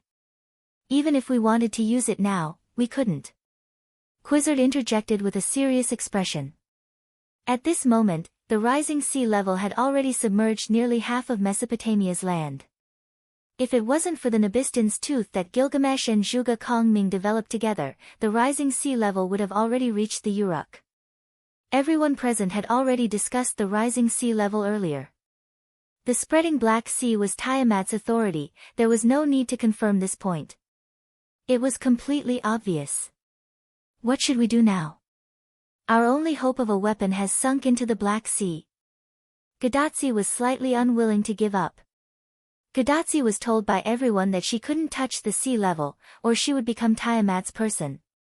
Although she had never seen what a person who became Tiamat looked like, Gadotsi inexplicably didn't want to see that scene. At this moment, a voice that didn't belong to anyone present sounded. I can probably take it out. However, Gadotsi immediately recognized the owner of this voice. Assassin. As expected, everyone looked at the source of the voice. Wuming walked out of a portal that had appeared out of nowhere. Because of some special power that I have mastered, the sea level is ineffective against me. I can take out Marduk's hand axe, but that axe probably won't have much effect on Tiamat. Before Wuming could finish, a small figure jumped into Wuming's arms and interrupted Wuming's speech. Master, the green-haired little girl called out in a childish voice, which confused Wuming. However, Wuming felt the connection between himself and the little girl in his arms and suddenly showed an expression of disbelief. You are Funbaba. Funbaba didn't answer. She just hugged Wuming's neck and rubbed against him like a small animal that was close to humans. And this was a gesture that Funbaba liked to do to Wuming. What's going on? Wuming looked at Quizzard and Ishtar. Funbaba was with the two at that time. Even if you ask, we don't know what's going on. Quizzard and Ishtar were also depressed. How could Funbaba suddenly turn into a human? They originally thought that it was related to Wuming, but it turned out that Wuming didn't know either. Regarding this matter, Gilgamesh and Chaldea also discussed it, but because Tiamat's matter was more important, they put it aside and didn't discuss it. Therefore, they didn't know what was going on. However, someone knew. It's probably because she followed you all year round, which caused Funbaba's body to change. A gentle and familiar voice entered everyone's ears. Gadotsi and the others' faces froze, only Gilgamesh's eyes inexplicably lit up. In the next second, a beautiful green-haired person also walked out of the portal and stood beside Wuming. She stretched out her hand and smiled as she stroked Funbaba's cheeks and hair. This person was Enkidu. In an instant, a beautiful picture seemed to appear in front of everyone. It was a picture of a Wyrm family of 3. Wuming hugged Funbaba, and Enkidu stood beside him. It was like a father hugging his daughter, and his wife stood beside him with a smile. Upon closer inspection, Enkidu and Funbaba both had green hair. Just this point alone made Funbaba look very much like Enkidu. If you didn't know that Funbaba and Enkidu didn't have this kind of relationship, even Gilgamesh almost thought that they were mother and daughter. No, in fact, Gilgamesh was already very shocked. Senior Villo, please be careful. Matthew was the first to summon his shield, and looked worriedly in Wuming's direction. Assassin! Is that an enemy? Gadotsi also shouted in panic. However, other than Gadotsi and Matthew, the others didn't do anything. It seemed that the green-haired person opposite them was one of them. Don't worry, this person beside me is the real Enkidu. Wuming naturally understood what Gadotsi and Matthew were worried about. Naturally, they were worried that the person beside Wuming was Kingu. Well, that seemed to be right, the others didn't do anything because they saw that the person beside Wuming wasn't Kingu. After hearing Wuming's explanation, they all nodded as expected. Logically speaking, Kingu should be using Enkidu's appearance, so other than Kingu, only Enkidu would look like this. Since that was the case, for those who hadn't seen Enkidu before, this person must be Enkidu.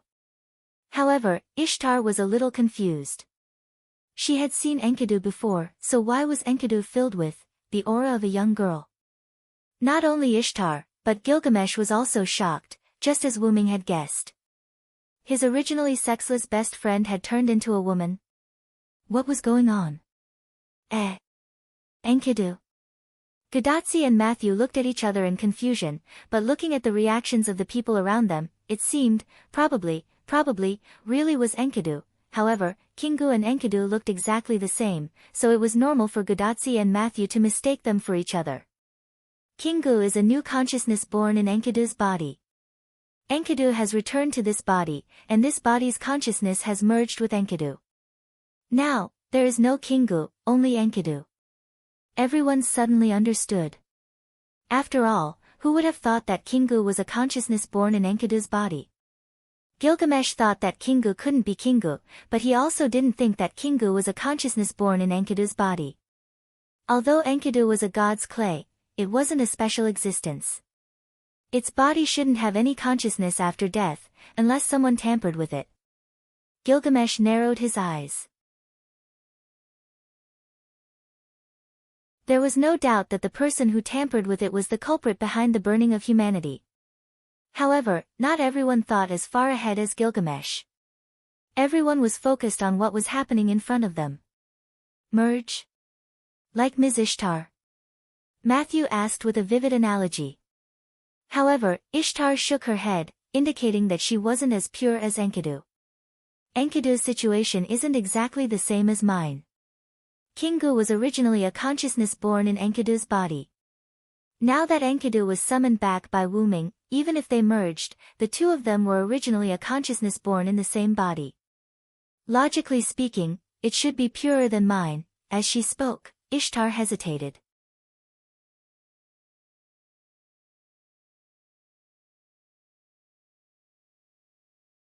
Chapter 1007. That's right, Ishtar's expression was very conflicted. The other party was indeed Enkidu. She could vaguely see a hint of disgust in Enkidu's eyes. Only Enkidu would look at her like that. Kingu would not. But, logically speaking, Enkidu should not have the aura of a young girl. Could it be that there was an unexpected change due to the fusion? It was because of this that Ishtar hesitated. But this was the only conclusion she could make at the moment. Even Gilgamesh came to the same conclusion, or rather, he did not want to delve into it. This was indeed his close friend. Through unintentional eye contact, he could tell that this was not Kingu. Anyway, as long as it was Enkidu, it did not matter if it was a man or a woman. This was the magnanimity of the most ancient king. Actually, there was a small accident in the middle. Anyway, this is Enkidu without a doubt. Wyrm made up an excuse. After determining Enkidu's identity, Wyrm did not dwell on the issue of Funbaba turning into a human and returned to the original topic. If we use Marduk's hand axe to deal with Gorgon, it will definitely work.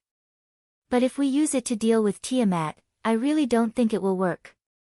Wyrm still had the same opinion. He could indeed retrieve Marduk's hand axe from Erech Metropolis that was submerged by the Black Sea, but it would take twice the effort for half the result. In short, Wyrm was still against it. As expected, even Hyunryong said so. Chaldea's Roman let out a sigh. Since Hyunryong said so, there's a high chance that it won't work. Leonardo da Vinci added. Ishtar nodded as well. Hyunryong may be a foreign god, but in certain aspects, she does no more than I do. Ishtar's expression was slightly unnatural. However, Gilgamesh would not let go of any opportunity to reprimand Ishtar. Hey, you are the goddess of greed who is obsessed with gems. Of course, you don't know as much as a foreign god. Ishtar's body trembled.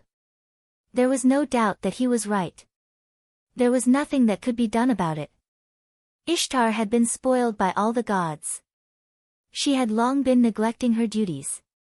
Even the bull of the sky, if it was any other normal Sumer god, they would more or less have some information about Tiamat. Although Ereshkigal was also a god of the Sumer pantheon, she was not a normal god. However, as everyone knew, Ereshkigal lived in the depths of the underworld all year round. She did not care about worldly affairs and only cared about the underworld. To be honest, she did not know much about Tiamat. As for Wyrm, a foreign god, it was already good enough that he knew more than Ishtar. After all, he was only an outsider, who had stayed in Mesopotamia for less than 100 years. His joining of the Sumer pantheon was caused by the later generations of the Sumer pantheon. So what if I don't know? Isn't it fine as long as the Xian Long is here? Ishtar yelled at Gilgamesh as if she had nothing left to lose.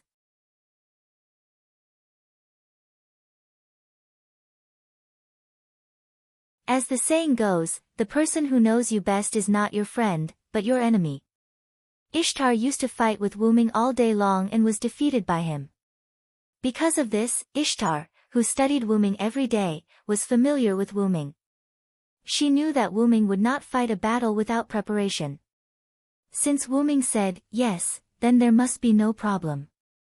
However, back to the past, no problem was no problem. Ishtar's irritable temper was one thing, but Ishtar's irritable temper was another. Because when it came to Ishtar's irritable temper, it was Wuming who kept her in suspense.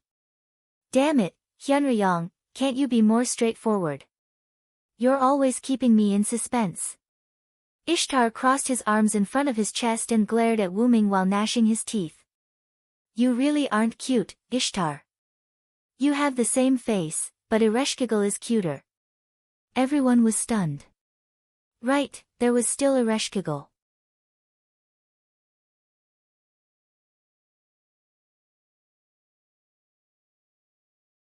Chapter 1008. If it were not for Wuming's words, everyone would not have been able to react.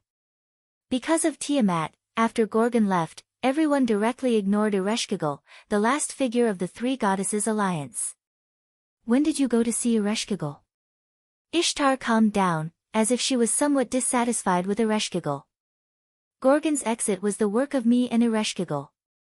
When Wuming said this, everyone understood why Gorgon left the north wall in confusion.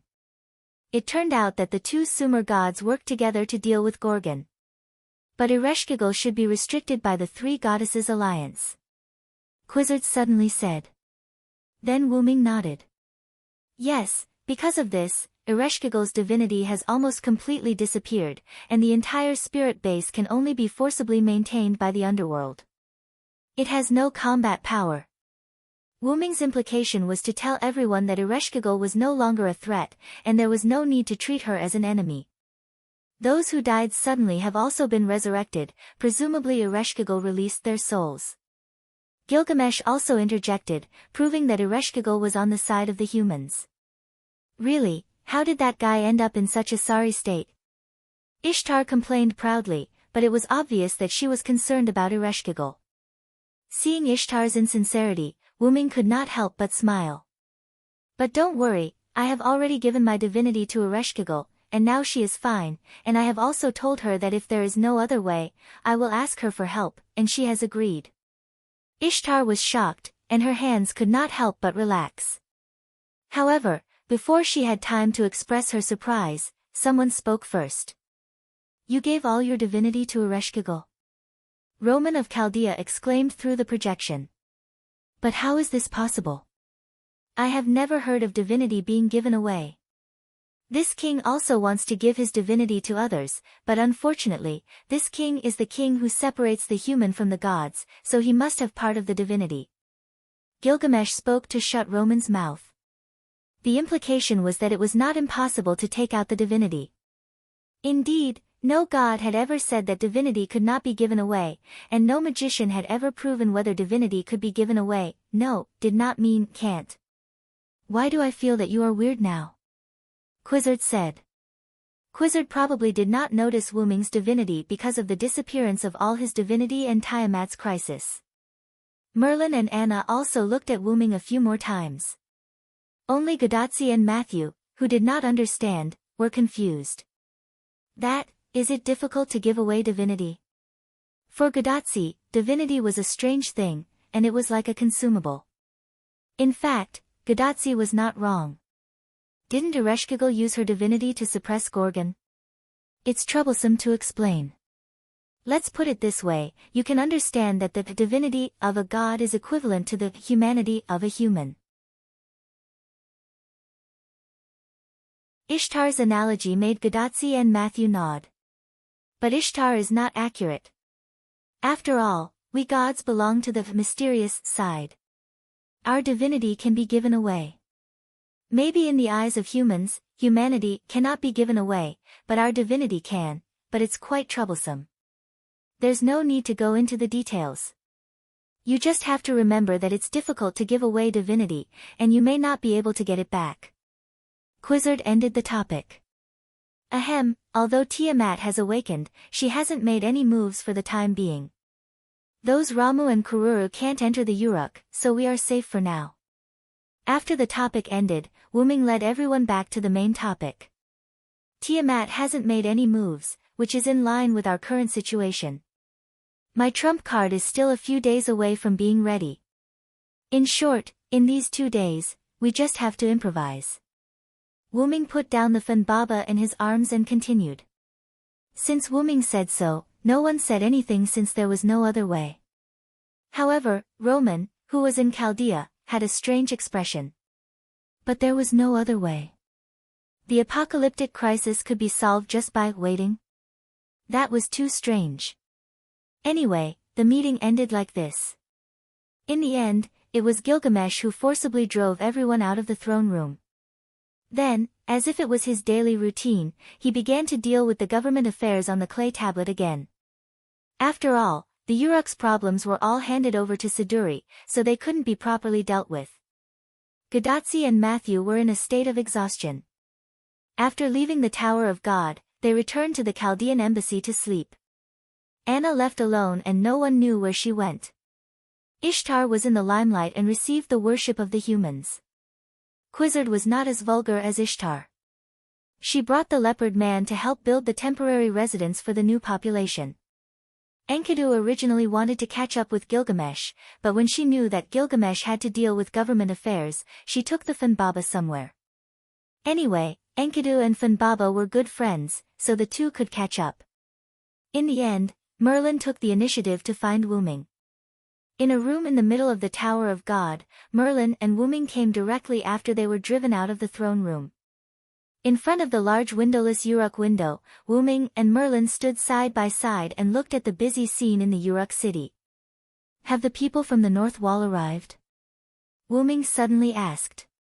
Leonidas, Nuwakamaru, and Musasobo Benkei, who were in charge of bringing up the rear, have arrived. There should be no humans outside the Uruk. If the previous evaluation of the Uruk was that almost all the humans of this era have gathered, then the current evaluation of the Uruk could be changed to almost all the humans of this era have gathered. All of this is thanks to you, Vilo, Merlin said to Wuming in a rare tone as if he was talking to a friend. However, Wuming smiled. It was indeed his credit to protect the Uruk, but it was also because of the spirit of the humans of this era. Gilgamesh had already told everyone that the world would usher in the end as early as 6 months ago. What did you see when you went to Eric Metropolis? Wuming did not talk to Merlin anymore and directly jumped to the main topic. The battle between the three-headed dragon and the creator dragon god. Merlin was not pretentious and bluntly answered Wuming's question. As expected. What was Wuming thinking? Wuming was, of course, Merlin saw the future from the roller seal of Eric Metropolis. In other words, the future changed by Wuming.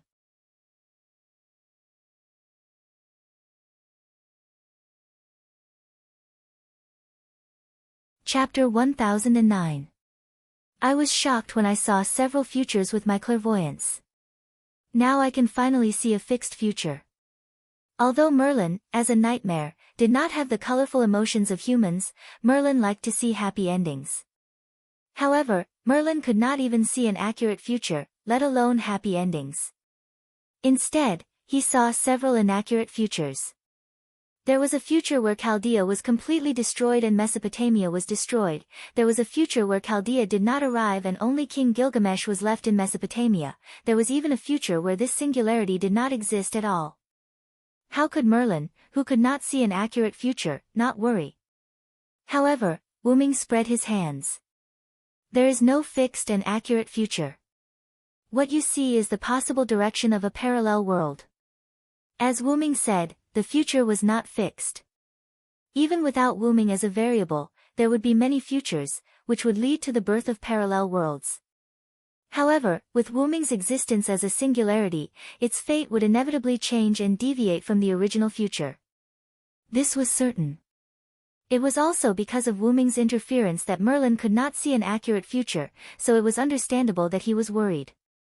Perhaps Gilgamesh's clairvoyance could not see the future, so he anxiously asked Merlin to find the clay tablet of destiny to see what the future engraved on the tablet said. Things like the future should be experienced by oneself. If you know everything, then what's the point? Maybe the moment you see the future will change because of it. Wyrm's implication was that he did not believe in the so-called future. Oh, if only King Gilgamesh could be as open-minded as you. You have to know that when he asked me to go out and find the clay tablet of destiny, it cost me my life. When the 11 magical beast commanders had appeared in the north, Merlin had relied on his illusion to explore the north with great difficulty. He had been very careful, afraid that he would be discovered and slaughtered by the magical beast commanders. It was at that time that Merlin happened to meet Anna, who had just been summoned to this singularity.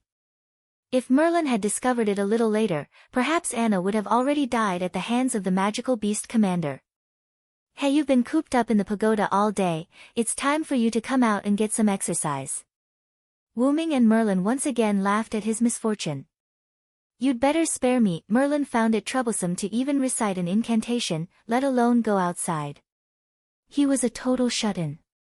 Forget it, forget it. Let's stop here. Merlin turned around and walked towards the door. I still have half a piece of butter cake in the Chaldean embassy. I might not be able to eat it in the future, so I have to enjoy it. Merlin, who had already guessed this outcome, even cast a magic spell on the butter cake to maintain its freshness.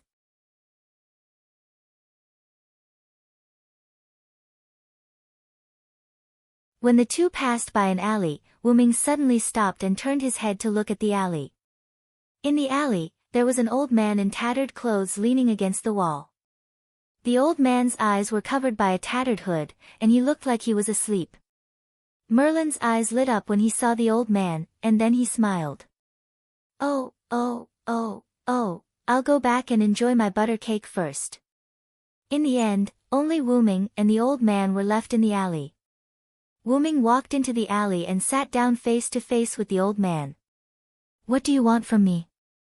Wyrm also opened the dragon nest dimension and took out a piece of meat pie and handed it to the old man. The old man looked up and stared at Wyrm with eyes as sharp as an eagle's. After the old man stared at Wyrm for a while, Wyrm could not hold back anymore. You're tuning in to the Blissful Bookshelf YouTube channel. We're so grateful for your support, and don't forget to subscribe to join us on this incredible journey through captivating stories. Your generosity through donations truly makes a world of difference, as it's the primary source of revenue that allows me to expand and enhance this channel for you. Thank you from the bottom of my heart for being a part of this adventure.